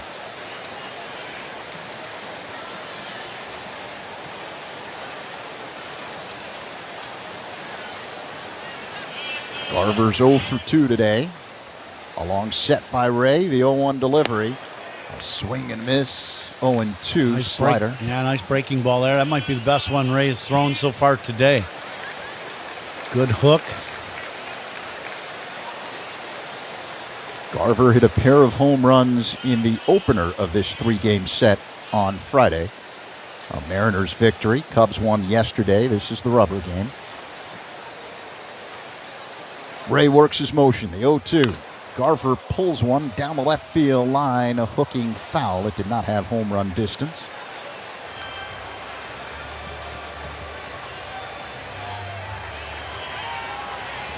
You notice when we're playing in days like today where the wind is, it's just an unbelievably good hitter's day here at Wrigley Field.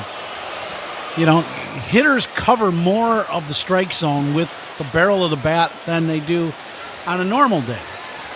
Rosarena goes, the 0-2, pop fly, center field, drifting back, Crow Armstrong near the track. He makes an over-the-head catch as that ball kept carrying just in front of the 400-foot sign in center field, out number 3. But the Mariners tack on another run on the RBI single by Rosarena. 5-1 Seattle, middle 5 on the score.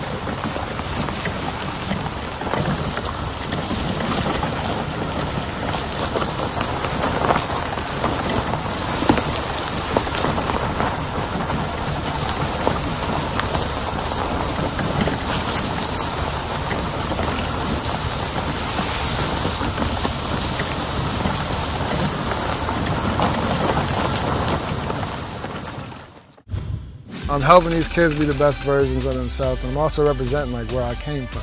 And then the Zilla team, I was working with a creative guy that was with Nike. I work with my best friend who manages this team with me, and we kind of just like put together like what we think would look cool, We went like Godzilla theme. You kind of get to help them grow up into a young man and help them just make the right steps forward. And that's really why I started it, to have impact.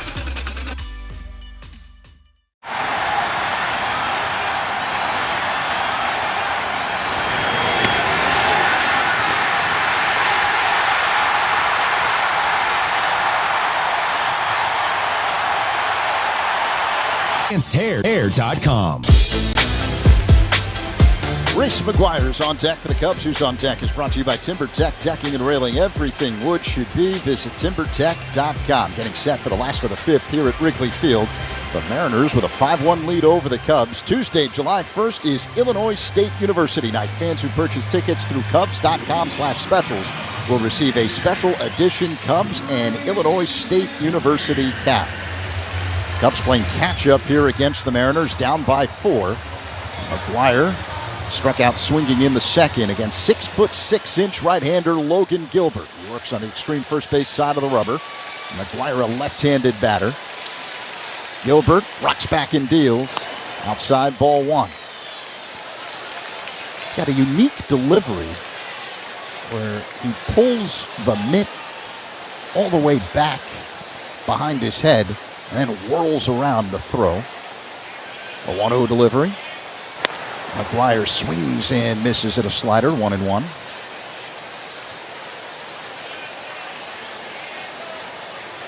He's got those long legs, so there's a lot coming at you as a hitter. The pitch. McGuire swings and misses, 1-2. Now, there's definitely some deception. I don't think the hitters see the ball all that well out of his hand because of all that. Thrown some great sliders today, and that's kind of been his pitch. That slider is a very good pitch. He threw, I think, 4 or 5 in a row to Kyle Tucker. So that'll just tell you, how good a slider that is. And he didn't miss with his location in 5 in a row. All down and in to Kyle. McGuire waits for the 1-2. Here it comes. That's low, 2-2. And it has to change your philosophy as a hitter based on what you just mentioned, the Gilbert scouting report. Because almost always you're sitting on fastball, right? Especially when you're ahead in the count, you should be, but not against this guy. Popped up. Foul territory off to the left, giving chase Mastrobuoni, but this bangs off the sidewall. Foul. 2-2.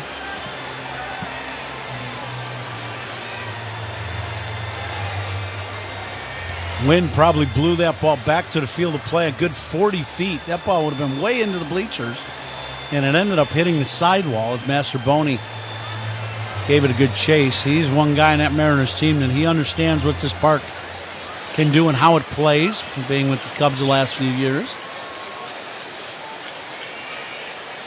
The 2-2 by Gilbert. McGuire hits a high fly ball, deep center field. Rodriguez turns around, still going, and gone! Reese McGuire, solo shot to deep center, his 4th as a Cub. And it's now 5-2 here in the 5th. Now you love that. McGuire just stayed aggressive in this at-bat. Gilbert challenges him and throws a pitch middle of the plate. It's a breaking ball, and this is one of the few just spinners that he throws. Center cut, and McGuire didn't miss it. Hit it right over the 400-foot mark in straightaway center. Yeah, that was a blast. 432 feet. The estimated distance on the McGuire home run. 5-2, Seattle with the lead. Vidal Brujan at the plate.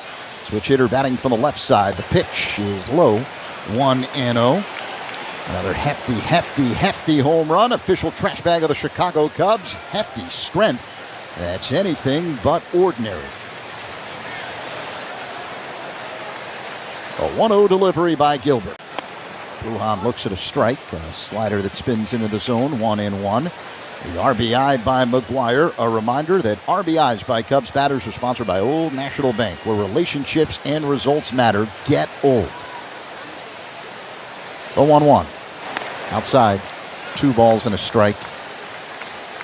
When you're watching a pitcher like Gilbert with the deceptive motion, where are you trying to pick up the ball? What you try to do is just make sure you get a good idea of what his release, where his release point is, and it's just off his right ear. Bruhan pulls one foul out of play off to the right, 2-2. So you kind of soft focus on everything, but you try to really get sharp focus as he's about to release the baseball right off his right ear. Probably about 8 inches off his ear is about where he cuts the ball loose. The 2-2. A bouncing ball hit on the left side, backing up Mastrobuoni. He backhands, throw to first in time to get a hustling Bruhan. One away. Nice play by Miles Mastrobuoni at third. This is not an easy play. As he backs up 2 steps to catch this ball, plants the right foot, and throws a bullet across the diamond. Very nice play. And now the catcher, Garver, going out to the mound to talk to him. Talk to Gilbert about half, possibly, or really just to give his pitcher a little breather as they're kind of looking over towards the dugout. I don't think there's any issue. I just think it's kind of, let's just slow things down here a little bit and catch our breath. Might even be for Garver. You never know. That's a good point, man. Catching in these conditions can't be fun. Edwin Moscoso, the home plate umpire, breaking up the meeting. He's talking to Carson Kelly in the pregame show about handling these conditions very similar to yesterday. Temperature in the mid-90s. Feels hotter than 100 on the field. Wind blowing out as Ian Happ digs in. Switch hitter batting from the left side. Gilbert works his motion. Here's the pitch. Outside, ball 1. Yeah, yesterday Chad Woodson in the middle of the game, I think going into the 6th, had to leave the game. He was doing home plate and just got very sick, obviously because of the heat, and left the ball game. And happy to report he's umpiring today at third base, so recovered overnight and right back out there. So big tip of the cap to him. That last pitch outside, so 2-0 the count as Happ waits. And now Gilbert kicks and fires. Happ swings, and it's a high pop fly, shallow center, coming in Arozarena. He's under it and makes the catch for out number 2. You'll recall that Trent Thornton, one of the relievers for the Mariners yesterday, had to leave with a heat-related issue. Fell backwards at one point during the mound meeting. Yeah, they brought water out to the mound for him. He was cramping up, and then this didn't look like he had his legs underneath him at all there for a little while, and they kind of helped him off the field. So here's Kyle Tucker with 2 down, 5-2 the Mariner lead here in the bottom of the 5th inning. Gilbert fires. Tucker swings and misses. 0-1, a slider. Tuck gets another slider like that last one he just saw in the middle of the plate. He's going to hit one out of here. He saw 5 sliders in a row in his last at bat, and now that one. He just needs one up in the zone just a little bit. The 0-1. That's in the dirt. 1-1 the count. There's a curveball that time from Gilbert. I would bet Gilbert's probably thrown 3 curveballs all game. It's definitely his third pitch. He's fastball, four-seamer, slider primarily, and then split finger. So just based on what you said, if you're Tucker right now, you're sitting slider, right? I'm looking slider speed, absolutely. Hoping that one starts out off the plate away and comes back to the middle. Now the 1-1. Tucker chops it foul off to the right. Another slider. And there it was. That ball got to the middle. It's tough to stay through the ball with the barrel of the bat and not feel like you got to go out and hook it. And that's what Tuck did there. He went out around that ball and hooked it. And when you do that and the ball's boring down, you roll over it and just hook it foul. Gilbert's ready. The kick and pitch. Tucker loops one in the right. It'll drop in front of Canzone, who was backing up as the ball was sinking. Base hit for Tucker. He comes with 2 away here in the bottom of the 5th inning. It'll bring up Seiya Suzuki. That's one of those plays for an outfielder. If that's probably Tucker, that's an out if he's in right field, because he knows how the ball plays here at Wrigley. Canzone starts in and then stops and then backs up a few steps, and that ball landed. It was a very catchable ball, but it had that top spin, and you just don't know how far that ball's going to carry. Seiya looks at a ball inside, a slider that missed. 1-0. Suzuki's 1 for 2 this afternoon. The one, a big one, a solo shot in the first. His 19th of the year. Powerful right-handed batter. Hits out of a crouch, extends the hands over home plate. The pitch. Pop foul out of play. Off to the right, second deck, 1-1. Cubs are right in the meat of the order. Presented by Chef IQ Sense. Never under or overcook your food again. Purchase now at chefiq.com. Tucker at first, the 1-1. Suzuki hits a high fly ball, deep left field, way back there, still going, and it's gone! Cubs within 1, Seiya Suzuki with his second home run of the afternoon. A deep shot to left. 5-4, Seattle now with the lead. 20th home run of the season for Suzuki. And this is a hanging split right in the middle of the plate, about knee high. One of the few splits Gilbert has thrown that did not bore down and really go down, and Seiya just about hit this one on the Sheffield.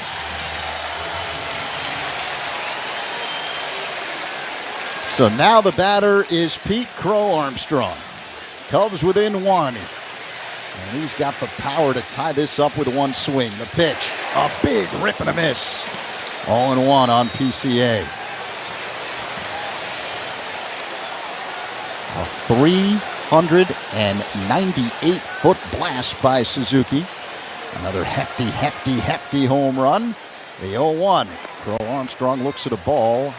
Low and inside, 1-1 the count. Hefty official trash bag of the Chicago Cubs. Strength that's anything but ordinary. 2-run shot by Seiya. 20 home runs now on the year. Crowd chanting PCA, PCA. The 1-1. Crow Armstrong swings and misses. 1-2. It's been one of those weird things this year that when Seiya has a good game at the plate, so does Crow Armstrong. The 1-2. Up high. 2 balls and 2 strikes.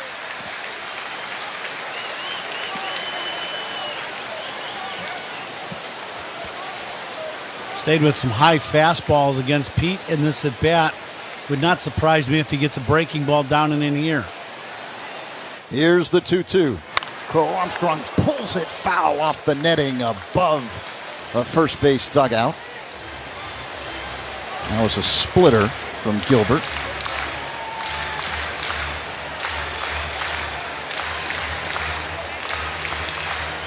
Two and 2. Wind blowing straight out as we speak.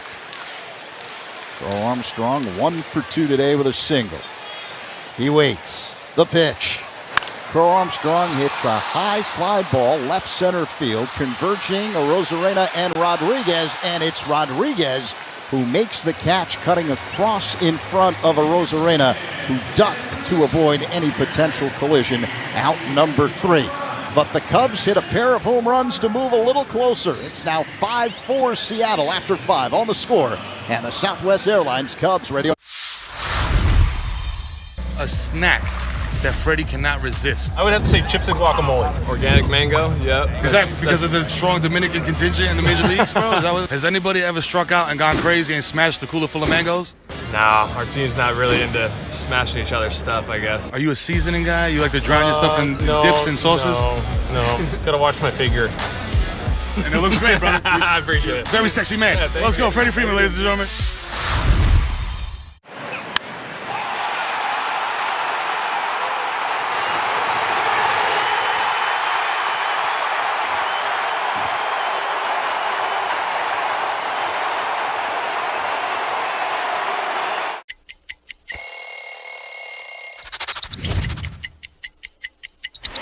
All right, so here's the Mets home jersey.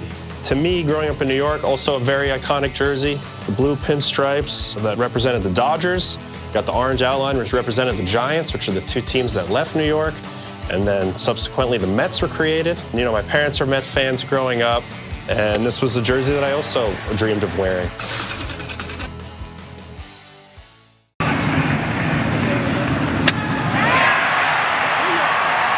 whenever you have time. Plus, their skilled salon stylists save your haircut details in clip notes so you can get the same cut next time, no matter who you see. So, what are you waiting for? Get in, get out, and get back to enjoying summer with time-saving haircuts at Great Clips. It's gonna be great. Surround yourself in color with Regal Select from Benjamin Moore. Rich, durable, and effortlessly beautiful. Find yours at your locally owned retailer. Visit BenjaminMoore.com today. Donovan Solano will lead off this 6th inning for Seattle. Mariners out hitting the Cubs 9-8. Cubs, though, rallying for 3 in the bottom of that 5th inning. It is now a 5-4 Mariner lead, as the first pitch from Colin Ray is going to be low and outside to Donovan Solano. Cubs play deep and straight away. Wind still blowing out. Hot sunny day. Little breeze. Here's a pitch in there for a strike, 1-1. Defensive alignment sponsored by Fitzgerald Equipment. Material handling handled. Learn more at FitzgeraldEquipment.com. Here is a swing and a miss in the count, 1-2. Ball is jumping out of Wrigley today. I'm sure we'll see another homer or two, possibly with both teams involved. Seattle with 3 home runs, the Cubs with 3 home runs. Here's a pitch low and outside for a ball. All but one of the 9 total runs in the game has been driven in on a home run. Now Solano lines 1-1, hop glove by Brujan on the edge of the outfield grass, throws to first in time. Good play by Vidal Brujan, and that's out number 1. Dominic Canzone, the batter. First out in the inning. Sponsored by Xfinity. Xfinity, where the Wi-Fi is booming. Canzone with a homer and a single. And the pitch on the way. Hit high in the air, deep right field. Down the line, it's got the distance, I believe, and that's going to leave the yard. It's a home run. A solo home run for Dominic Canzone. Suzuki appeared to lose that ball in the sun. He was over near the corner, but I'm not sure if he saw that ball at the very last minute. Not that it mattered. The ball was gone by plenty. But I do believe Seiya had trouble locating it. It's a solo home run, and Seattle now has a 6-4 lead. Looked like a high splitter that stayed up and inside, and you know, you get the ball elevated. You hit it on the barrel and you get it elevated, as we've seen all day, Pat. It just keeps going.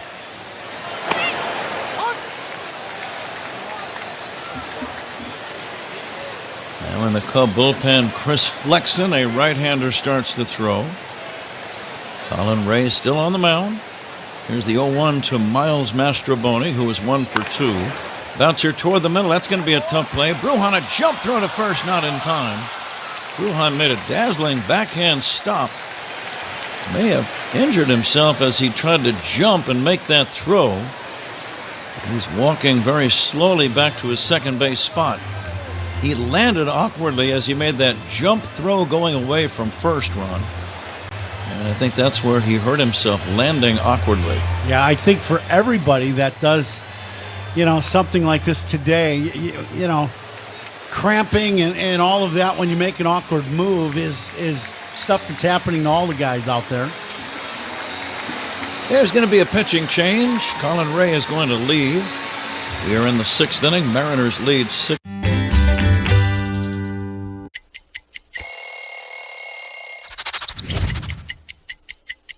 I went to college at Northeastern University, and all my friends were Red Sox fans, and while in my 3 years there, I really grew to appreciate Red Sox Nation and everything that they bring to the table. And once I got my head wrapped around the trade, I was really, really excited. I think they have one of the most iconic logos, these 2 socks right here on the sleeve. I love keeping it simple, really fond of the font, and I think it's a really cool look. On the score in the Southwest Airlines Cubs Radio Network. All the Cubs talk you can handle on the Spiegel and Holmes Show. Afternoons 2 to 6 on 670 The Score, WSCR Chicago, WBMX HD2 Chicago on Odyssey Sports Station. Right-hander Chris Flexen, the new man on the mound for the Cubs. Pat? Zach, thank you. Right-hander will face the left-handed batting J.P. Crawford. Mariners on top 6-4. This is the third and decisive game of the series. Final game of the homestand for the Cubs. Throw to first, diving back in, Mastroboni. And we're going to take a look at a little baseball history. This date in baseball history brought to you by VillageofBedfordPark.com. Now's the time to make history for your business in Bedford Park. First pitch is high for a ball. Ron, your mentor, one of your mentors, Carlton Fisk, is in the baseball history notes. It was on this date in 1993 that Carlton Fisk passed Bob Boone by catching in big league game number 2,226. Here is a base hit to right. Single by Crawford, stopping at second on the play, Mastroboni. But that was more than any man had ever piled up as far as catchers appearing in games. In big league history, he moved ahead of Bob Boone. Well, you think of all those games between the two of them. You think of Pudge and Bob Boone. That's a lot of games caught, isn't it? I was thinking earlier, he was still a pretty good base runner even at the end after all those innings of squatting and the wear and tear that catching puts on your legs in particular. Here's Julio Rodriguez taking a breaking ball strike. He moved pretty well. He really did. Pudge was always, when he was a younger guy, he was a basketball player. He actually went to college on a basketball scholarship, believe it or not. I think picking baseball was the right choice. Yeah, I think that worked out pretty good. It seemed to be, yeah. 1 ball and 1 strike on Julio Rodriguez. But you don't usually think of a basketball player being a Hall of Fame catcher, right? Those don't really. That's a good point. But he was, what is he, 6'4", 6'5", Pudge, and could really jump. He said, but you don't see too many 6'4", 6'5" catchers. Well, that's true, also. But 1 ball, 1 strike. Very good base runner, could steal bases. Julio Rodriguez checks that ball in the dirt, bouncing away. It's going to be a wild pitch. And runners advance to second and third. So Julio Rodriguez now with a count of 2-1. Chris Flexen, the new man on the mound. And this is a big spot right here. The Mariners lead 6-4. 1 away in the inning and runners at second and third. And Flexen just trying to keep the Cubs within range. Infield in. They're going to try to cut off a run at the plate on any ground ball. There's a breaking ball strike. High breaking ball. That one right at the top of the zone to Rodriguez. It's a pitch that you just give up on early as the hitter, and it drops down right at the top of the zone. Now Flexen coming back. Here's a late swing and a foul back, 1-1. A guy by the name of Max Carey, exactly 100 years ago today, had 2 hits in 1 inning in 2 different innings in the same game as the Pirates beat the Cardinals. 2 hits in an inning is a big deal. To do that twice in 1 game is amazing. The only other guy that I remember reading about doing that was Rennie Stennett, and he did it right here in Wrigley when he went 7 for 7, Ron. He had 2 hits in 2 different innings of that game. That was like 72 or 3, right? The Rennie Stennett thing, if I remember correctly. I was a young kid when the Pirate team was doing that to the Cubs. 2-2 pitches inside. I don't have the year written down here. I just kind of remembered that from reading about that performance. He went 7 for 7 in the game, a 9-inning game. You would have thought the game went 14 or 15 innings to get that many ABs. Here's the 3-2. Big bouncer over the mound. A run will score. Nico throws to first in time. Advancing to third is Crawford as Mastroboni scores. No chance for the play at the plate. The bouncer high in the air over the head of the pitcher. The infield was in. Nico, the shortstop, angled in behind the mound, gloved it, didn't even bother looking home. No play there. And threw to first for out number 2. And it's now 7-4 Seattle as Rodriguez picks up his 34th, make it his 35th RBI. Yeah, now you got a decision here with catcher, the designated hitter today at the plate. He got 4 home runs in the series already? He sure does. Today, a homer and a single and a walk.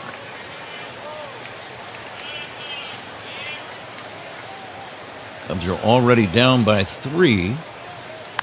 Here's a pop fly. Good pitch in on his hands. Over at third, Shaw is going to make the catch, and that ends the inning. But the Mariners score twice as we go to the bottom now of inning number 6. Seattle 7, Cubs 4. This is the score in the Southwest.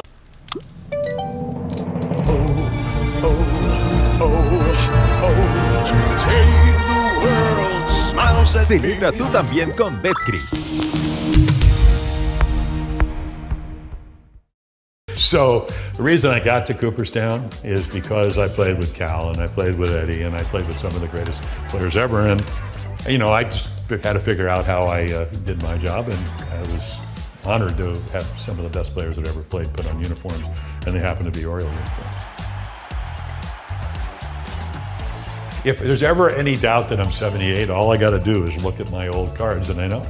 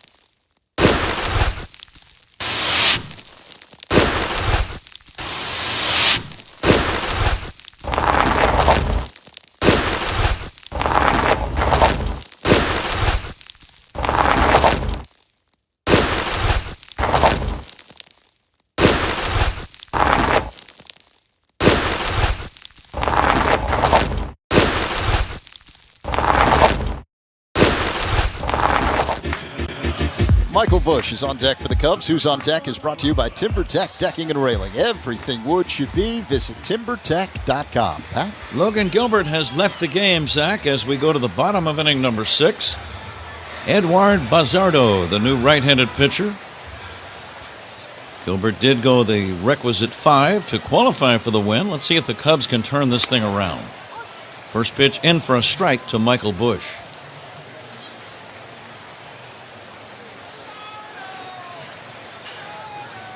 Seattle has scored in 5 of the 6 innings today. It's that kind of a day.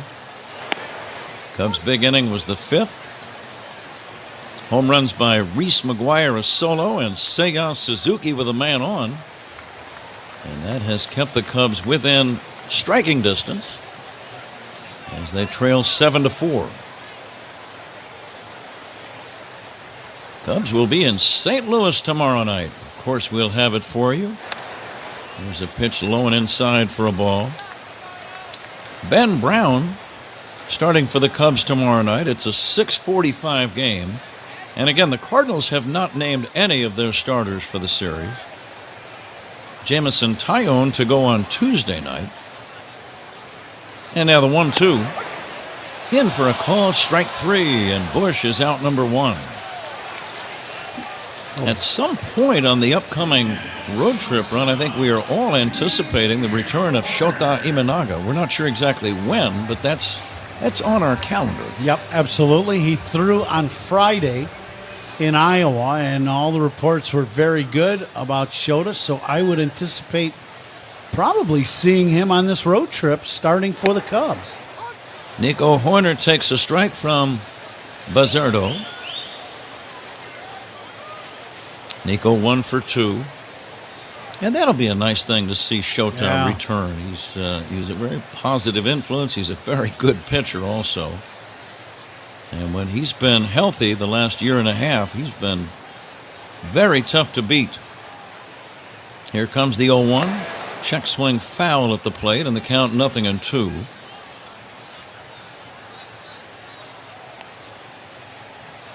That's another thing that you kind of forget about. The Cubs have had so much excitement and so much productivity from so many different players. They've been without Justin Steele and Shota Imanaga almost all year. Yeah. Steele hasn't pitched. Shota has missed at least half of the first part of the year. And those were quite possibly your top two starters going into spring training. Yeah, absolutely. Now the 1-2 to Nico from Buzzardo. And this pitch is taken high, 2-2. And what's on tap here in the 6th inning, sponsored by Flight by Yuengling, the next generation of light beer. Cubs could use a little flight here in this game.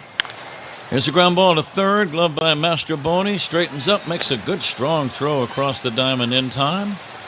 And that's out number 2. 2 gone. Cubs trail 7-4, 6th inning. And the batter, Matt Shaw. A little slider down and away, and Nico out front a little bit. Hit it sharply, but hooked it on 2 hops right to Mastrobuoni at third. Opponent's pitching changes brought to you by Sloan, the official water efficiency partner of the Cubs and leader in smart water and commercial restroom solutions. Visit Sloan.com.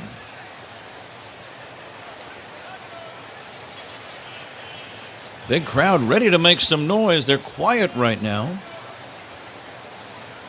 but it won't take much. And this pitch hits Shaw. It grazed him in the hand. Let's see if this sparks a 2-out rally. Yeah, a little fastball inside and just nicks Shaw. Danny Wilson holding up his hand to still give his video team a chance to look at it, but you could hear it too in here.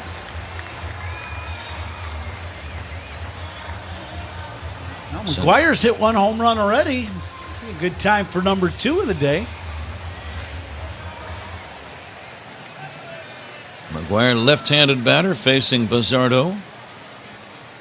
First pitch, backdoor curveball down low for ball 1. How are those Cardinals doing? They are trailing Cincinnati. It looks like 4-1. Reds lead in the 8th inning in Missouri. Cincinnati trying to salvage something out of that series. Fastball high. Thinking about Cincinnati, though, they've had some bullpen issues. And whenever that is the case, you get to about this point, 8th inning, you're leading by 2 or 3. There's almost a sense of jitteriness that is going through your entire ball club. It's not a good feeling. There's a pitch in there for a strike, 2-1.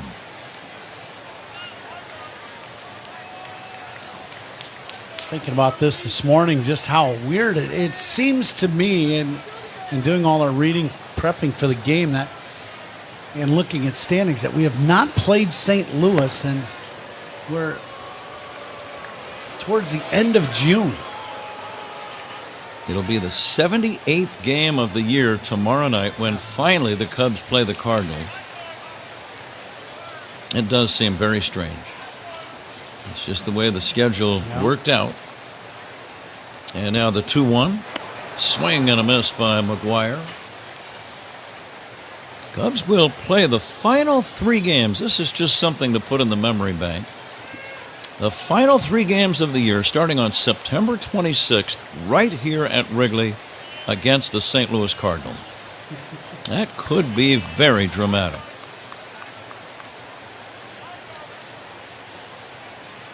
That could be, that could really be something right at the end of the season. 2-2 on the way, drilled in the air, right field and deep.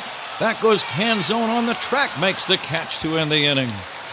McGuire gave it a ride, but it fell about 10 feet shy. The Cubs do not score. It's on to inning number 7. Mariners 7. To be in the middle of New York to display a card like this is really such a big part of the Fanatics mission. We think about how do we create new experiences. Now we get the opportunity to put incredible Holy Grail cards in front of tens of thousands, if not millions of new people. It's not just about collectors today, but also about how do we bring new collectors into the space as well. It's really what we do it all for.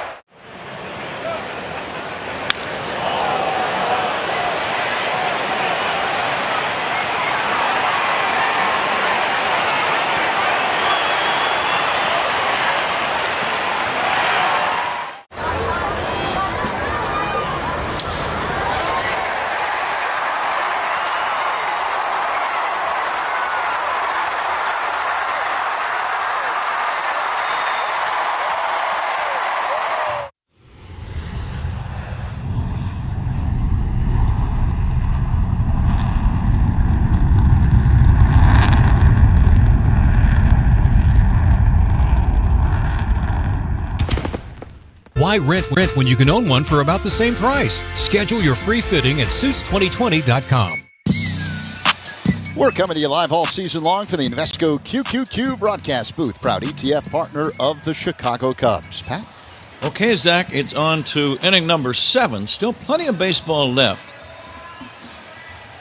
Mariners leading by a score of 7-4, out hitting the Cubs 12-8. But 3 innings, a lot of things can happen in weather like this in 3 innings at Wrigley, so don't go away. Yes, wind still blowing out extremely hard to straightaway center field, probably 20 to 25 miles an hour all game long. And the ball is, if you elevate it, it can go. Jorge Polanco will lead off the 7th inning. Chris Flexen's first pitch is in there for a strike. Polanco, Arozarena, and Garver against the Cub right-hander. Here's the ball bounced past the mound, fielded by Horner behind second. He'll throw to first in time. Nico playing shortstop today. Flexen tried to make a kick save on that one. Ball off to his right side, kind of behind him. He tried to give it the old kick. Kind of glad he didn't. Yeah, right. Second hop went right to Nico up the middle. Polanco out number 1. Score that one 6-3. Randy Arozarena will take a strike. Get back to another couple of things in baseball history that caught my eye earlier. Johnny Vandermeer, the only big league pitcher to toss back-to-back no-hitters, which he did in 1938 for the Cincinnati Reds. And people wonder, well, has anyone come close? The answer is yes, close. 1947, Ewell Blackwell almost duplicated Vandermeer's double no-hit record as he followed his no-hitter over Boston with 8 1/3 hitless innings against the Dodgers before finally giving up a hit. So he came within 2 outs of back-to-back no-nos.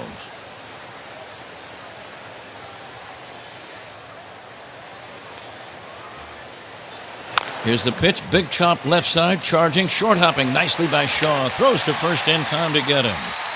You made that play a few thousand times. Yeah, the key to that play on that one in particular is instantly this ball goes straight down into the ground, and when Shaw sees that ball go straight down, he goes in. And that's a great thing. So then you get the short hop instead of an in-between hop. Excellent play by Matty and great decision on attacking that ground ball. 2 down, Mitch Garver steps in. Takes a curve for a strike. 7-4 Seattle in the 7th with 2 down.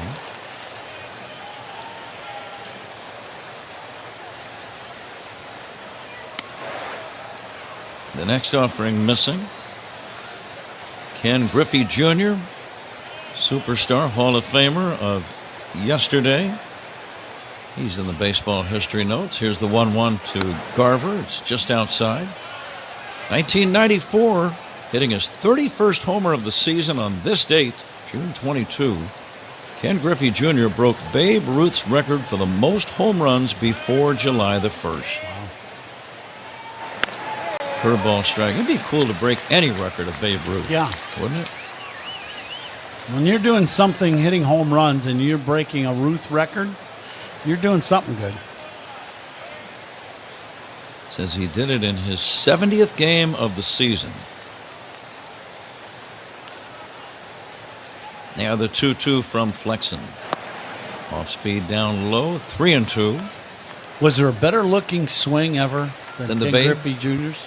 Oh, Ken Griffey Jr. I like Babe's too. Yeah, the big different swing. Yeah, absolutely.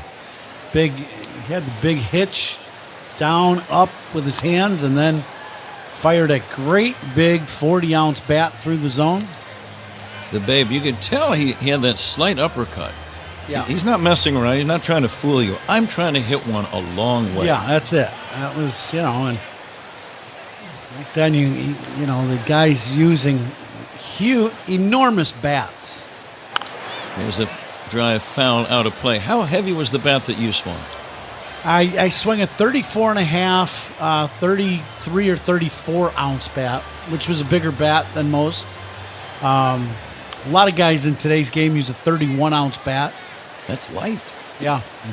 Here's the 3-2. Breaking ball is high for ball 4 to Mitch Garver. And the batter now Donovan Solano. Seattle leads 7-4. Seventh inning, 2 down with a man at first. And Solano ready to step in. Last pitch. Flexen threw some good pitches in that at bat. DeGarver just missed outside and missed inside, just a couple pitches. And now a guy that's had a very good series, Solano, both offensively and defensively for the Mariners. There is a strike run as you were talking about the Babe swinging a 40-ounce bat.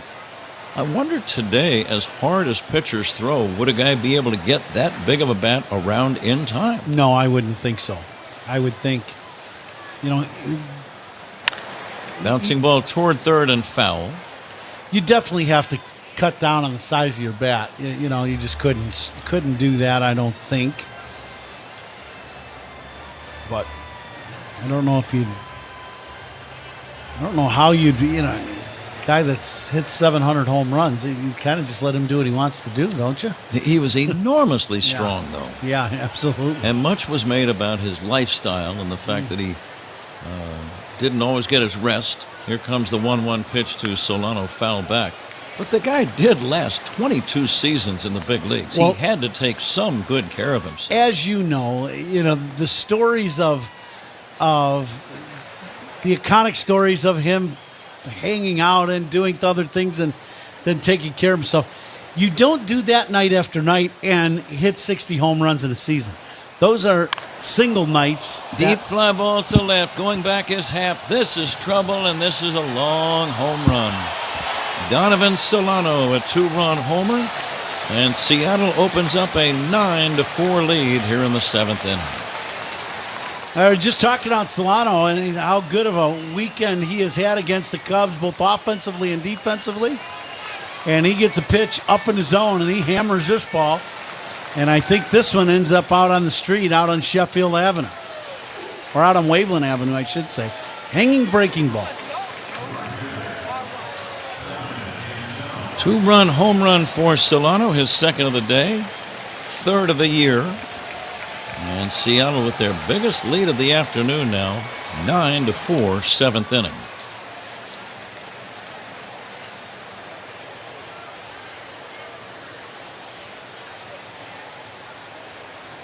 Seattle trying to move a couple of games above the 500 mark. They've got some guys that can play.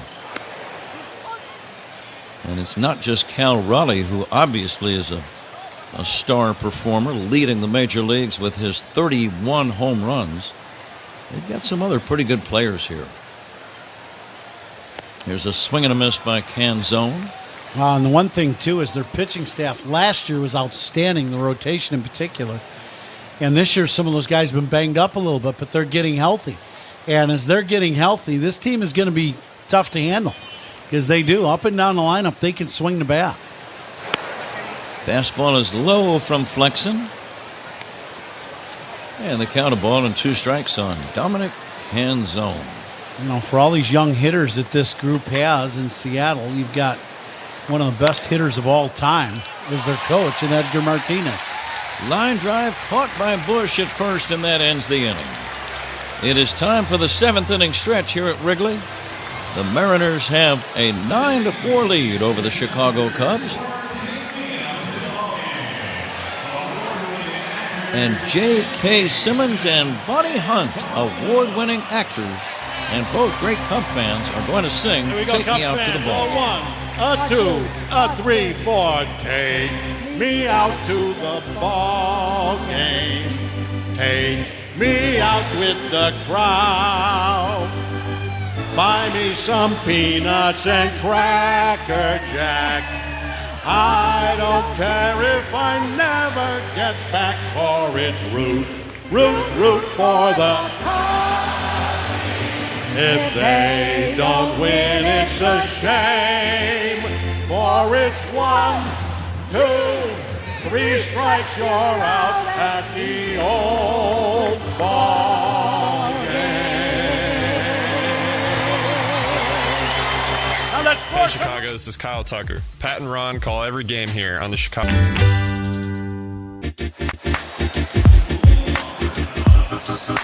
Seattle has made some changes. Cole Young now playing second base. And their new left-handed pitcher is Gabe Spire, the nephew of former big league ball player Chris Spire. Justin Turner gets an at-bat as a pinch hitter, and the pitch by Spire is taken outside, ball one.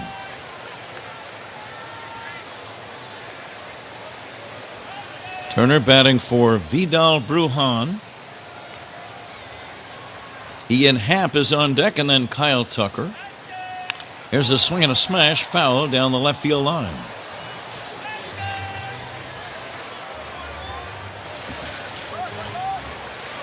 Cubs have scored all 4 of their runs on home runs, 2 by Seiya Suzuki, 1 came with a man on, and Reese McGuire had a solo. The 1-1 to Turner is outside.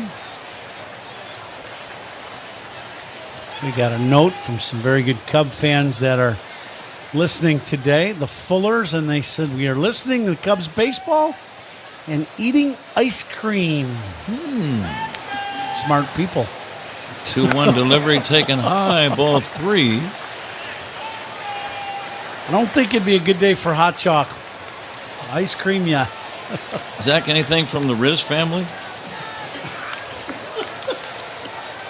They might slap another 20 on you, Z.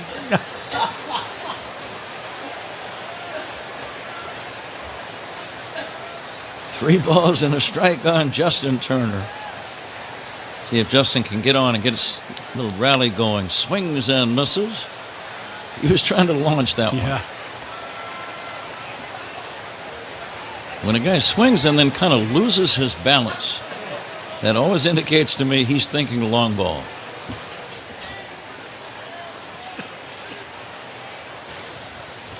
Guess who just came into the booth again and slapped another 20 on me?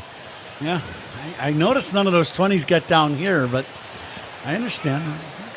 Now the 3-2 outside. Good plate appearance for Justin Turner.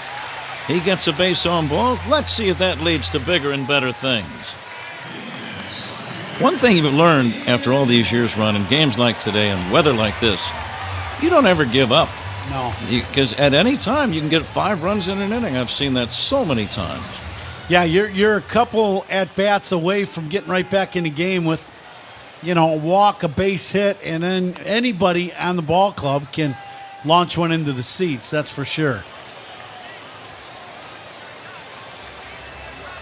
Time call now. Gabe Spire chatting with the catcher Mitch Garver.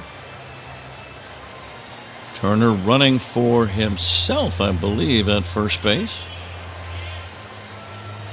Yeah. Kyle Tucker on deck. Ian Happ ready to step in. Ian has flied to the warning track, singled, and then flied to left. So he's batting right-handed, nobody out. Bottom of the 7th inning, Cubs trail 9-4.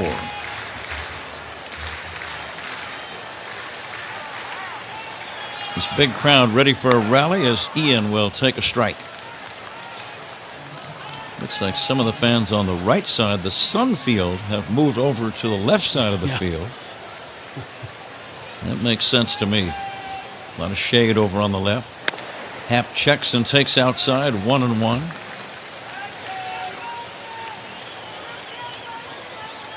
That's that evidence of that solid Chicago public school system, Ron. Yeah, there you go. Yeah. Your product. Oh, yeah, absolutely. The 2-1 is in there for a strike, 2-2. Good old Kinsey grade school. Did they have a nickname? The Kinsey Wildcats? They did, and I can't remember what I'm trying to think what it is. Crusaders? 2-2 pitch, strike 3 called to Ian Happ. And Ian is out number 1. And the batter, Kyle Tucker. Well, fastball right at the bottom of the zone. Ian thought it was low. It does just clip the bottom of the zone, a little four-seam fastball. Outfield deep and straight away for Kyle Tucker. Let's see if Kyle can get on. Cubs trail by 5. They need some base runners. There's a fastball strike from Gabe Spire.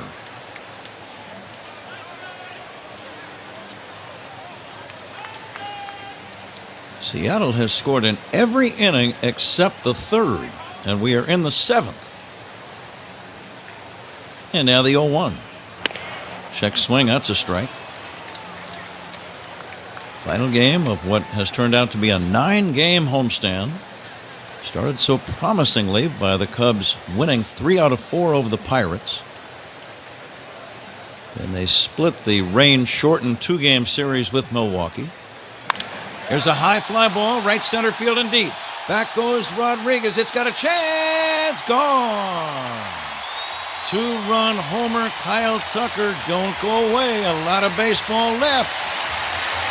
And it is now a 9-6 ball game. We talked about it. You know, the walks and not making the plays on defense are killers because you just put more guys on base for, you know, anybody that can launch one at any time. And what happens there? Tuck gets pitch out over the plate. And he hits this ball a long way to right center field. Gone by plenty. Tucker's 15th of the year, his 2nd in this series. He now has 46 runs batted in. And now let's see if Seiya Suzuki can keep this little uprising going. 2 runs in with 1 away and nobody on. Another hefty home run. Hefty is the official trash bag of the Chicago Cubs. Hefty, strength that's anything but ordinary. The 2 ribbies for Tucker on the home run give him 46 to go along with his 15 home runs. Now the 1-1 to Seiya. Hit in the air to left, over toward the line, long run. Arozarena with room makes the catch. And that's out number 2. And you heard the fans kind of reacting, which is very normal. Whenever you've seen several balls already fly into the seats, you start thinking just about everything hit in the air run has a chance. Yeah, if it's hit hard and high, you know it's got a chance to go out of the park. This one just not hit enough on the barrel. 2 down, 2 runs in, 9-6 Seattle. Pete Crow Armstrong will hit one in the air to left. Shallow and playable for Arozarena, and that ends the inning. The Cubs scored twice on the home run by Kyle Tucker. It's on to inning number 8. Mariners 9, Cubs 6. This is The Score and the Southwest Airlines Cubs Radio Network. Take the Cubs with you in the Chicagoland area on the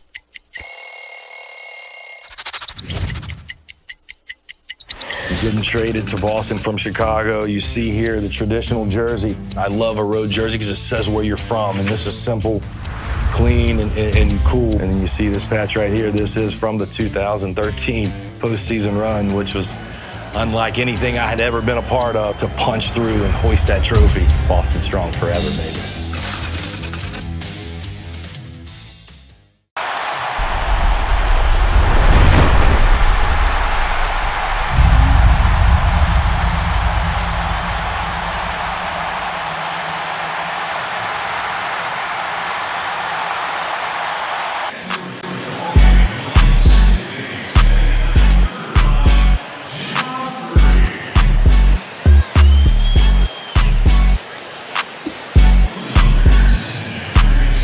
Saw somebody with an obvious shirt in the stands. It said Superman wears PCA t-shirts. Pajamas. Yeah. Pajamas. PCA pajamas. Mastrobuoni will lead off this 8th inning for Seattle. Miles Mastrobuoni with a couple of singles. He's played the entire day at third base. He's a very good defensive third baseman. I remember a game last year he turned in 3 outstanding plays all in the same game. It might have been a game started by Justin Steele. Here comes the 2-0 to Miles Mastrobuoni. Line to center. He's got another base hit, his 3rd of the day. And there's your theory again, Ron. The former teammate coming back to sting.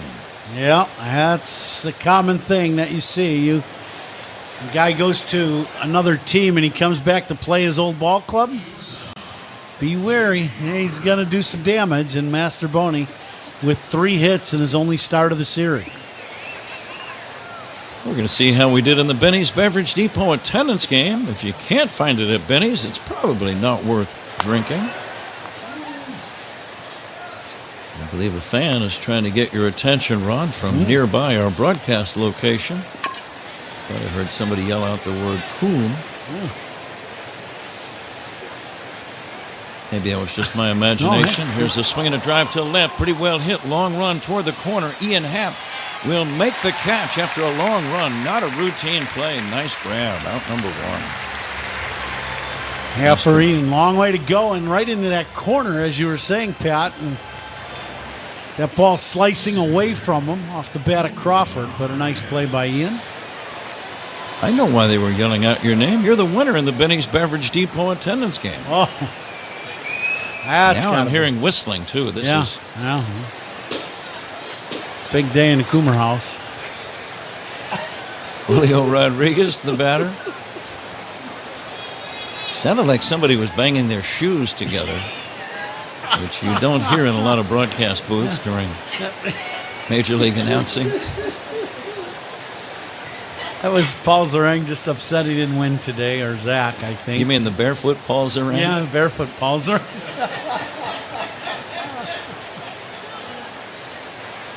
Julio Rodriguez takes outside for a ball. 9-6, Seattle leading. We're in the top of the 8th inning with a man on and 1 away. But 36,185, the actual figure. Ron, your guess was 37,500. The runner goes, the pitch a strike, the throw to second in the dirt, not in time for a head-first sliding Miles Mastrobuoni. Mastrobuoni not only 3 hits, now steals a bag, made a couple nice plays at third base. So he's having a very nice ball game today.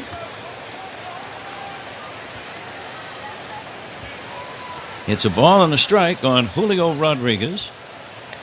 Julio 1 for 4 today. Dangerous right-handed batter. Short lead at second by Mastrobuoni.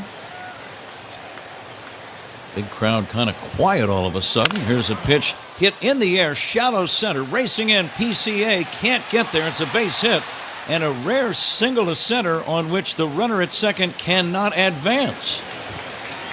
The runner had to hold thinking that Armstrong might catch the ball. I thought he might as well. And when you're a runner at second, there's really nowhere to go. So he holds at second, talking about Mastrobuoni. It's a base hit for Rodriguez. And now runners at first and second with 1 away, and the batter is Cal Raleigh. Well, it's one of those plays where Mastrobuoni was unsure what to do. And instead of just getting off a good 25 feet and just holding your ground, he was kind of going back and forth on what to do. And then when you're indecisive, that's never a good thing on the bases. And he ended up just going back to second base. Raleigh will take down low for a ball. Raleigh with a homer and a single. He is 2 for 3. Included along the way his 31st Major League leading 31st home run.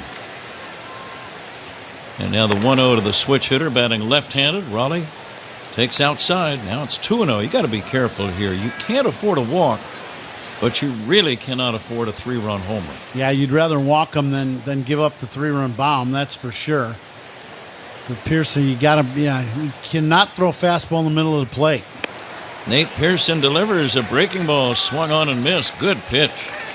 2-1. Yeah, I think that's a great call by McGuire, just not giving in and saying we'll take the walk and deal with the bases loaded, as opposed to this guy hitting number 32. Mastrobuoni away from second. Rodriguez off of first. Raleigh drives it foul down the right field line. A fan bravely made the catch of that liner. I would have let my neighbor handle that one. I would have let that one hit the seats. Yes, absolutely. He'll be at work tomorrow, and he'll be thinking about that, because every time he picks up a pen, he's going to remember that he caught that line drive. He made a very nice catch, and he's trying to act like he's not hurt. Yeah. Get you a cold beverage and put it in your hand. 2-2 is swung on and fouled back. Rod, you are the winner in the Benny's Beverage Depot attendance game today. Yes, sir.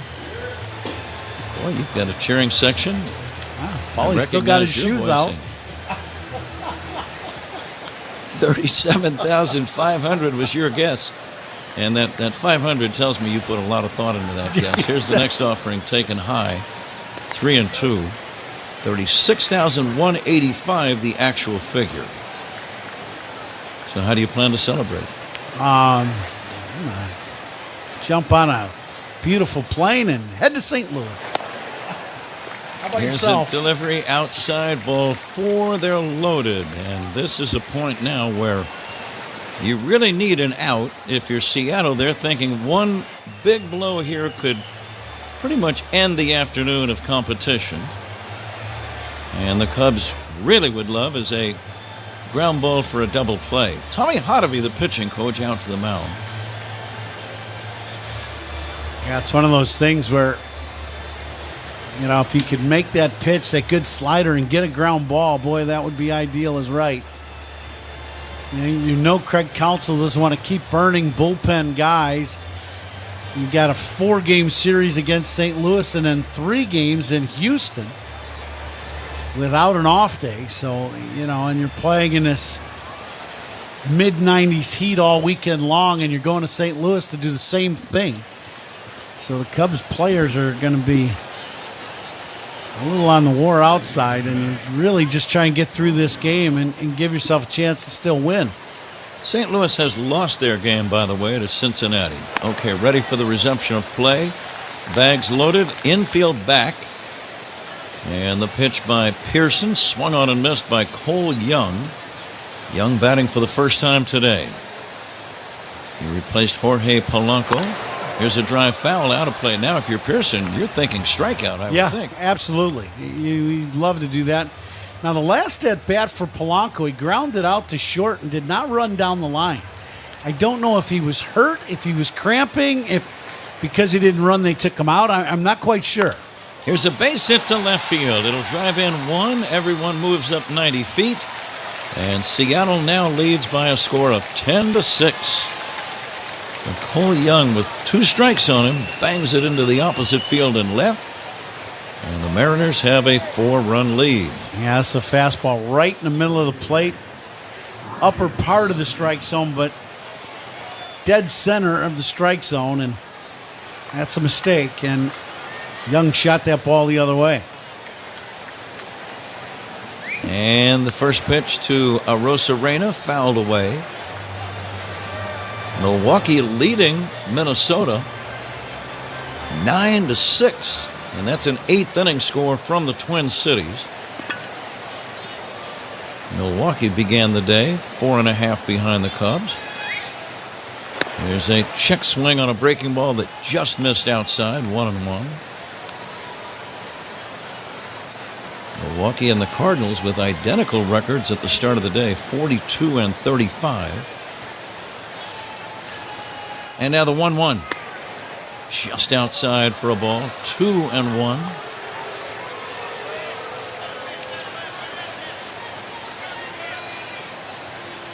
Some of the fans have headed for the exits. Many more have gone from the hot side of the field in the sun over to the shade on the third base and left field side.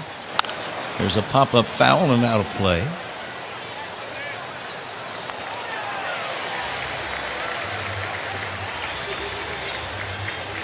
We have seen some runs scored in the series. 9-4 Seattle winning on Friday.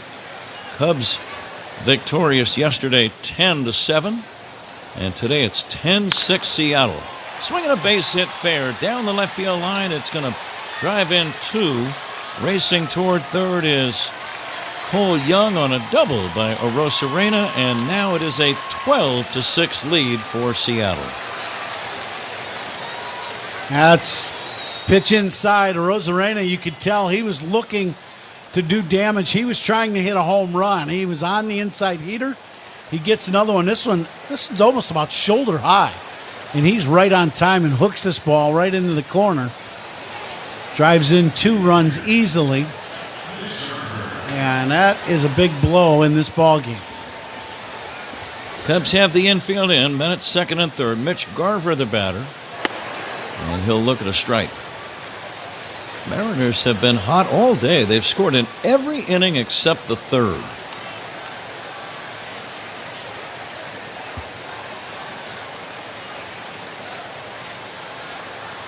Garver nothing for 3 with a walk. Did score a run. And now he swings and misses. Nothing in 2. Cubs again have the infield in. Just trying to keep the score where it's at, if possible. And here comes the 0-2 from Pearson. Instead, Pearson backs away. Not quite ready to make the pitch.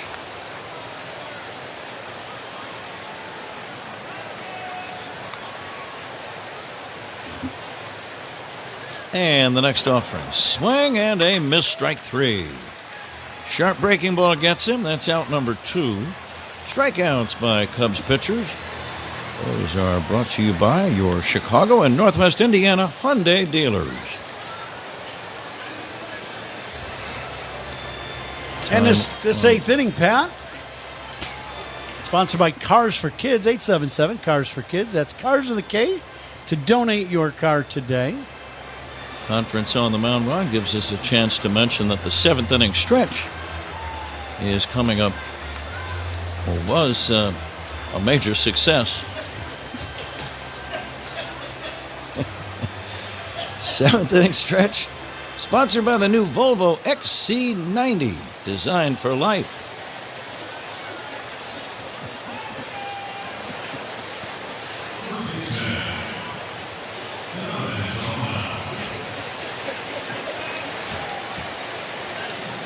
Two down, 3 runs in.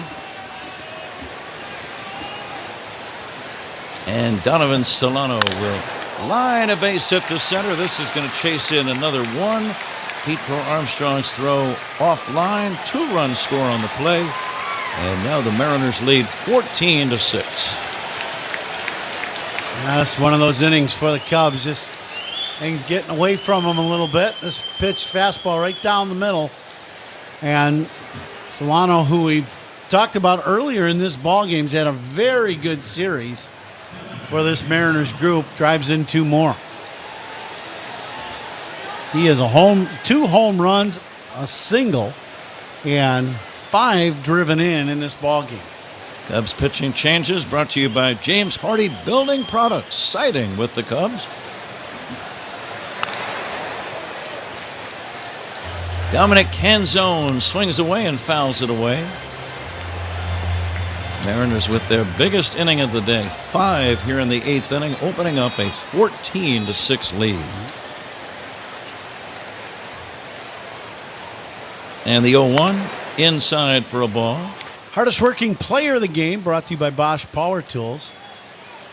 The more you Bosch, the more you feel like a Bosch. And how about all the guys that have caught in this series? They've been the hardest working players. How about that?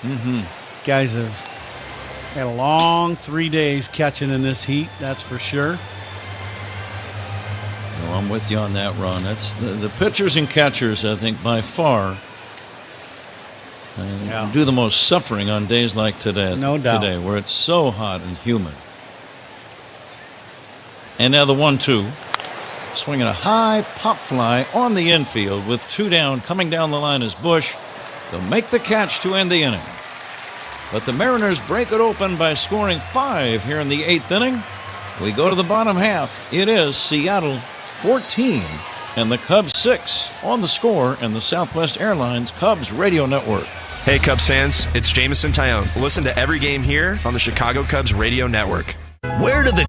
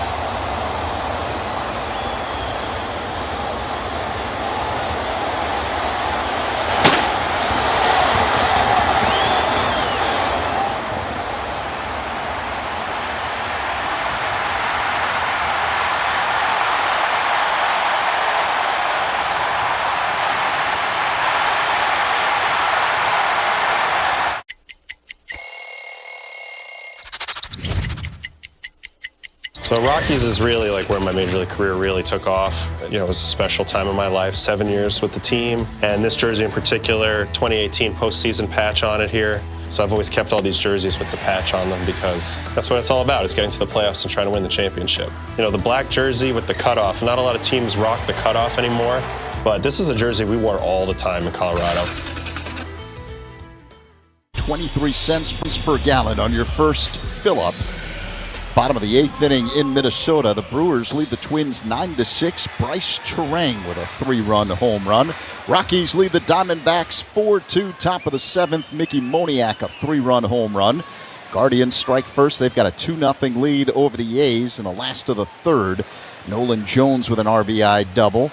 The Red Sox 1, Giants 0. Bottom of the 3rd in San Francisco. Michael Busch first up against the new pitcher for Seattle, Carlos Vargas. First delivery from the slender right-hander is inside. 1 ball, no strikes on Michael Busch.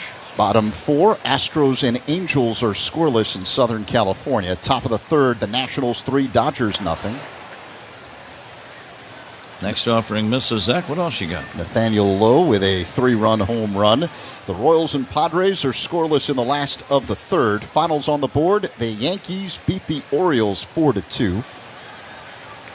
The 2-0 is ball 3, 3-0. Jazz Chisholm Jr., the go-ahead 2-run double. Tigers blast the Rays 9-3. It was the Pirates 8 and the Rangers 3. White Sox double up the Blue Jays 4-2. Miguel Vargas, the go-ahead double.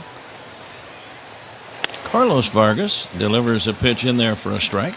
Kyle Stowers went deep for Miami as the Marlins beat the Braves 5-3. Stowers now with 11 home runs. The Reds topped the Cardinals 4-1. Matt McLain went deep for Cincinnati.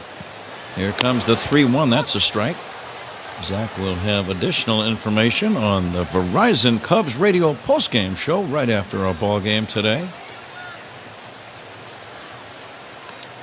And sunny. Clear skies for the most part. Very windy and very hot. Swinging a foul over toward the Cubs' third base dugout. Out of play. Catch of the game today sponsored by Catch Des Moines. Discover the weekend getaway in Des Moines where only the S's are silent. Find all your fun at CatchDesMoines.com. And how about the play by Matt Shaw at third base? That play coming in, that was an excellent play. There's the line drive, base hit down the left field line for Michael Busch. And he gets his first knock of the day. I like to see guys continue to grind out your at-bats, play the game, get all the way to the finish line. Yeah. It's easier said than done sometimes. It is, but you know, the whole idea of it is play the whole game, play 27 outs, and just keep battling because every at-bat matters. And now instead of an 0 for 4, Michael Busch is 1 for 4. That's a big deal. Excellent at-bat for Michael. Here's Nico Hoerner facing Vargas. And Nico takes high. Stay tuned for the toast of the game. That'll be presented by Benny's Beverage Depot, coming up in the 9th inning and named by Ron Coomer. Now some Seagulls have arrived, landing on the ground in center. Hoerner hits a high pop fly into shallow left center. Rodriguez drifting over makes the catch. And his throw almost nailed one of the birds. I almost said it winged him, but it did not. One away, and here's Matt Shaw. Designated hitters today. They're sponsored by BBQ Authority. Visit BBQ Authority in Lyle. Cal Tucker was DH today for the Cubs. 1 out, 1 on. Matt Shaw steps in, and he'll take outside for ball 1. Paul Zarang, our engineer, pointed out the color of the glove of Vargas. He said it's pistachio, that kind of bluish green. There's a pitch in there for a strike, and I love pistachio. Yes. I'm not sure if they'd be considered ripe if they were the color of his glove. Just saying. So if you pull out a bunch of pistachios on the plane tonight and they were that color, probably not so much? Well, I like a little bit of brownish green in my pistachios. Okay. I feel like they're well cooked and they're properly processed and ready to be consumed. Just wanted to get that off my chest. Here's the 1-2 pitch, low and inside to Matt Shaw. So Joy Pistachios fully roasted for Patrick as he's getting on a plane today. Unsalted if possible. For asking. 2-2 to Matt Shaw. A little pop fly off the hands, foul and out of play. We're going to pause 10 seconds. In fact, let's pause 12 seconds today for station ID. This is The Score and the Southwest Airlines Cubs Radio Network. Take the Cubs with you in the Chicagoland area on the free Odyssey app. We are the Southwest Airlines Cubs Radio Network, WSCR Chicago, WBMX HD2 Chicago, and Odyssey Sports Station. 2-2 to Shaw, fouled away. Paul Zarang added information about the color of the glove. He said it is pistachio gelato. And I would disagree if I knew what gelato was. Gelato is like the pistachio ice cream, right? That's the color of Authentico delicioso. Yeah, it's great. Yeah, it's green. Pistachio ice cream of some kind. Yeah, the 2-2 from the right-hander, looped into shallow center and caught by Rodriguez on the run. As he is in amongst about 10 birds, he tosses it back in.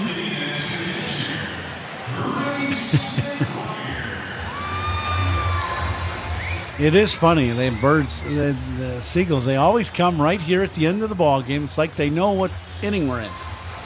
They show up bottom of the eighth inning. They never seem to get hit with a ball, though, which is very impressive. That has not always been the case. Here's Reese McGuire batting. It was a kind of a sad episode. I think it was a spring training game. Randy Johnson. Yeah. Randy Johnson doing the pitching, and a bird made the devastating mistake of flying between Randy Johnson and the catcher. Yeah. And that was all she wrote. 1 ball and 1 strike on Reese McGuire with a man at second now and 2 down here in the 8th inning. That pitch got away from the catcher. We're going to call that a wild pitch.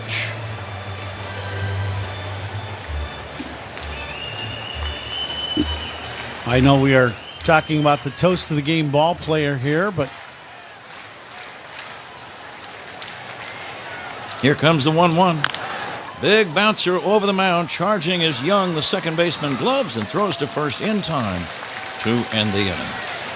Cubs do not score. We go to the 9th inning. It is Seattle 14 and the Cubs.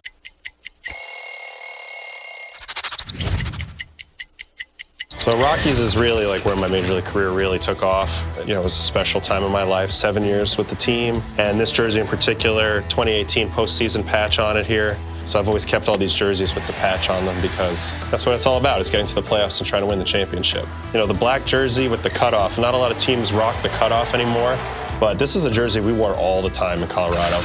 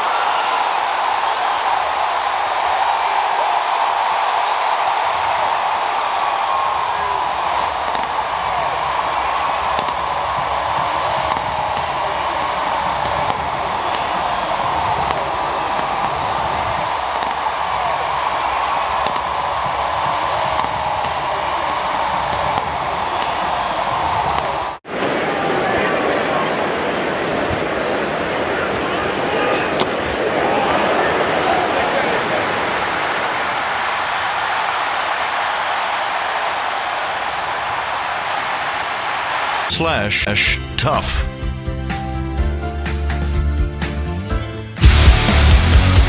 Stream every out-of-market game live or on demand, plus stream MLB Network 24/7 for the entire season. Blackout and other restrictions apply. Visit MLB.tv for details. Pat?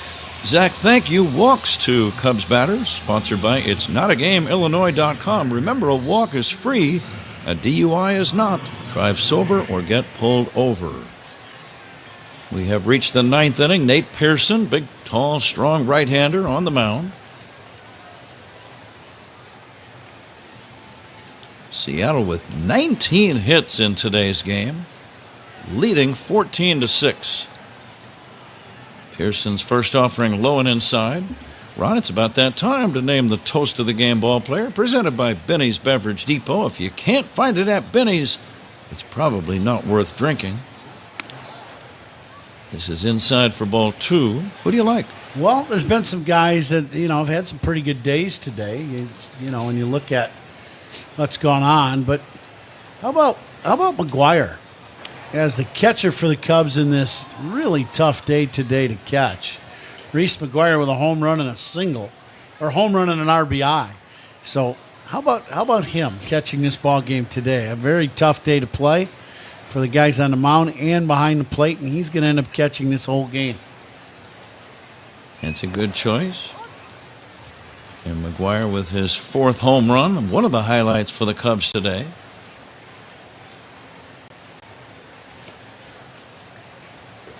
Seattle has scored in 7 of the 8 innings. I don't remember a big league team doing that. It's been quite some time. Yeah. There was a game here, I think back in 1997, when Colorado scored in all 9 innings in a game against the Cubs, but you just don't see that, Ron, Right. scoring in every inning or almost every inning of a big league game. Well, and now they got something going on here behind home plate. I don't know if McGuire wasn't real happy with calls behind the plate. I think everybody's about had it, tired. McGuire still talking with the home plate umpire, Edwin Moscoso. Has he been tossed out of the game? Seems like McGuire's been kicked out of the game. You wait till the 9th inning. So it'll be a moment here before we are ready for the resumption of play. Cubs will have to have. In fact, Carson Kelly, I believe, has already put on the gear, and he's going to come out and catch this 9th inning. McGuire held pitch there, a pretty good pitch. And he looked back, and Moscoso kicked him out of the game. And Rob, we have to name a tough play of the game, and there have been quite a few, sponsored by Loyola Medicine. Loyola Medicine defines tough. Let's just say it's been tough to play the game in these conditions all weekend. Yeah, I would agree. I think that's probably it. I think for everybody and all the guys playing in the outfield and trying to catch fly balls, it's been difficult. So I think that's probably the tough player of the game would be it for all the guys playing this weekend series. Tough play of the game sponsored by Loyola Medicine. Loyola Medicine defines tough. We are ready to resume some action here. J.P. Crawford. Crawford with his 6th plate appearance of the day. Left-handed batter takes outside for a ball. He has singled, lined out, lined into a double play, singled, and flied out. This ball is outside, the runner not being held at first. That's Mastroboni. And the 9th inning is brought to you by Bosch Power Tools. The more you Bosch, the more you feel like a Bosch. Crawford will take a strike. 2-1 on J.P. Crawford. Now Pearson fires. This ball's bounced to second. Glove by Brujan. Go to Horner for 1. Over to first. That's a double play. So Twin Killing quickly wipes the bases clean. 2 down in the batter, Julio Rodriguez. Little 4-6-3. Nice play by Birdie on this chopper. And I think for everybody's legs getting a little tired. Crawford also, everybody just kind of wore out after 3 days of playing in the high 90s for temperature. And the Cubs turn a pair. Rodriguez rips one to third. Glove by Shaw. Straightens up. Throws him out. Inning over. We go to the bottom of the ninth inning. It's the Mariners 14 and the Cubs 6 on the score and the Southwest Airlines.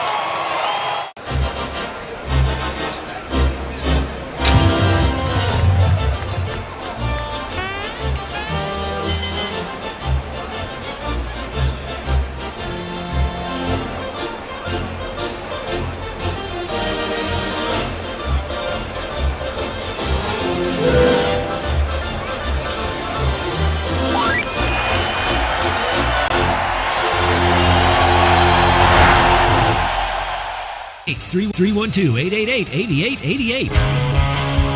This copyrighted broadcast is presented by authority of the Chicago Cubs and may not be reproduced or retransmitted in any form, and the accounts and descriptions of this game may not be disseminated without the express written consent of the Chicago Cubs. Pat? All right, Zach, bottom of the ninth inning, Casey Legumina, the new right-handed pitcher in there for Seattle.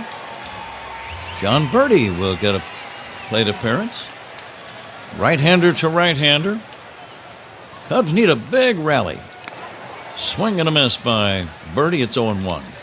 And the Cubs turned a double play last inning. Double plays turned by the Cubs are sponsored by Nissan. Experience the thrill at NissanUSA.com.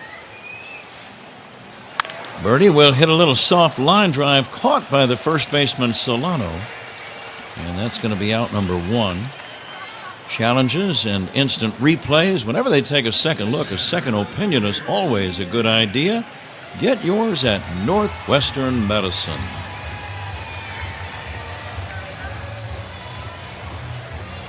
Zach is preparing the postgame show for you, even as we continue here in the ninth inning. Shaw will take a strike, 0-1.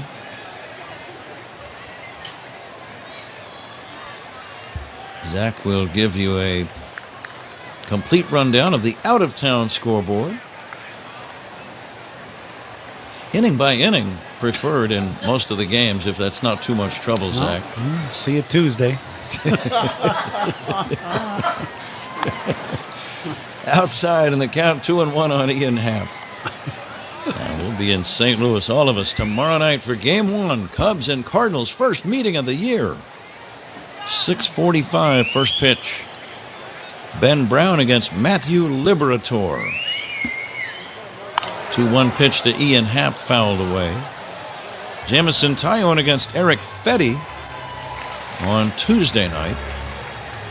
And then another 6:45 game on Wednesday evening before the finale in the afternoon on Thursday at 1:15. Happ swings and misses, strike 3, and the Cubs are down to their last chance. Little half fastball up and in to Ian right at the top of the zone for strike 3. Big pitch, mid-90s heater. Cubs are going to finish their homestand 5-4.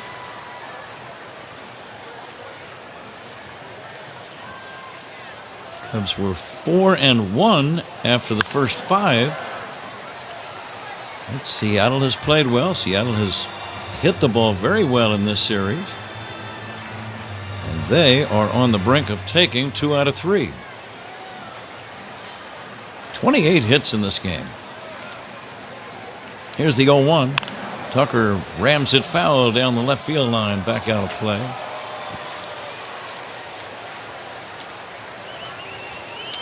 Many of the fans have headed for the exits. Yeah, very, very hot day. Had a great crowd of 36,185 here. It was 89 degrees when we started, and it's gotten hotter as the game's progressed. Here's a ball outside.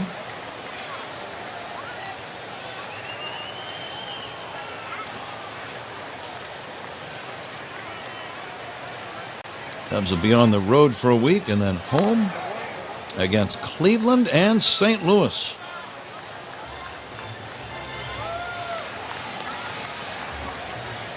Cleveland here on July 1st. St. Louis here on the 4th of July. Each of those games starting 3-game sets. And that will be the final homestand before the All-Star break. Cubs finish with road games in Minnesota and New York. The Yanks leading up to the break. There's a swing and a foul back out of play. No, I'm sorry, it stayed in the field of play. And that ball is going to be caught at third by Mastrobuoni, and that ends the ball game. Cubs do not score in the 9th inning. The final, Seattle 14 and the Cubs 6. We'll be back with the totals right after this on The Score and the Southwest Airlines Cubs Radio Network. Hey Chicago, this is Michael Busch. Pat and Ron call every game here on the Chicago Cubs Radio Network. Future You is using their rapid rewards for their next vacation. All thanks to present you signing up with Southwest Airlines, where you earn points every time you fly. Because what's the point of points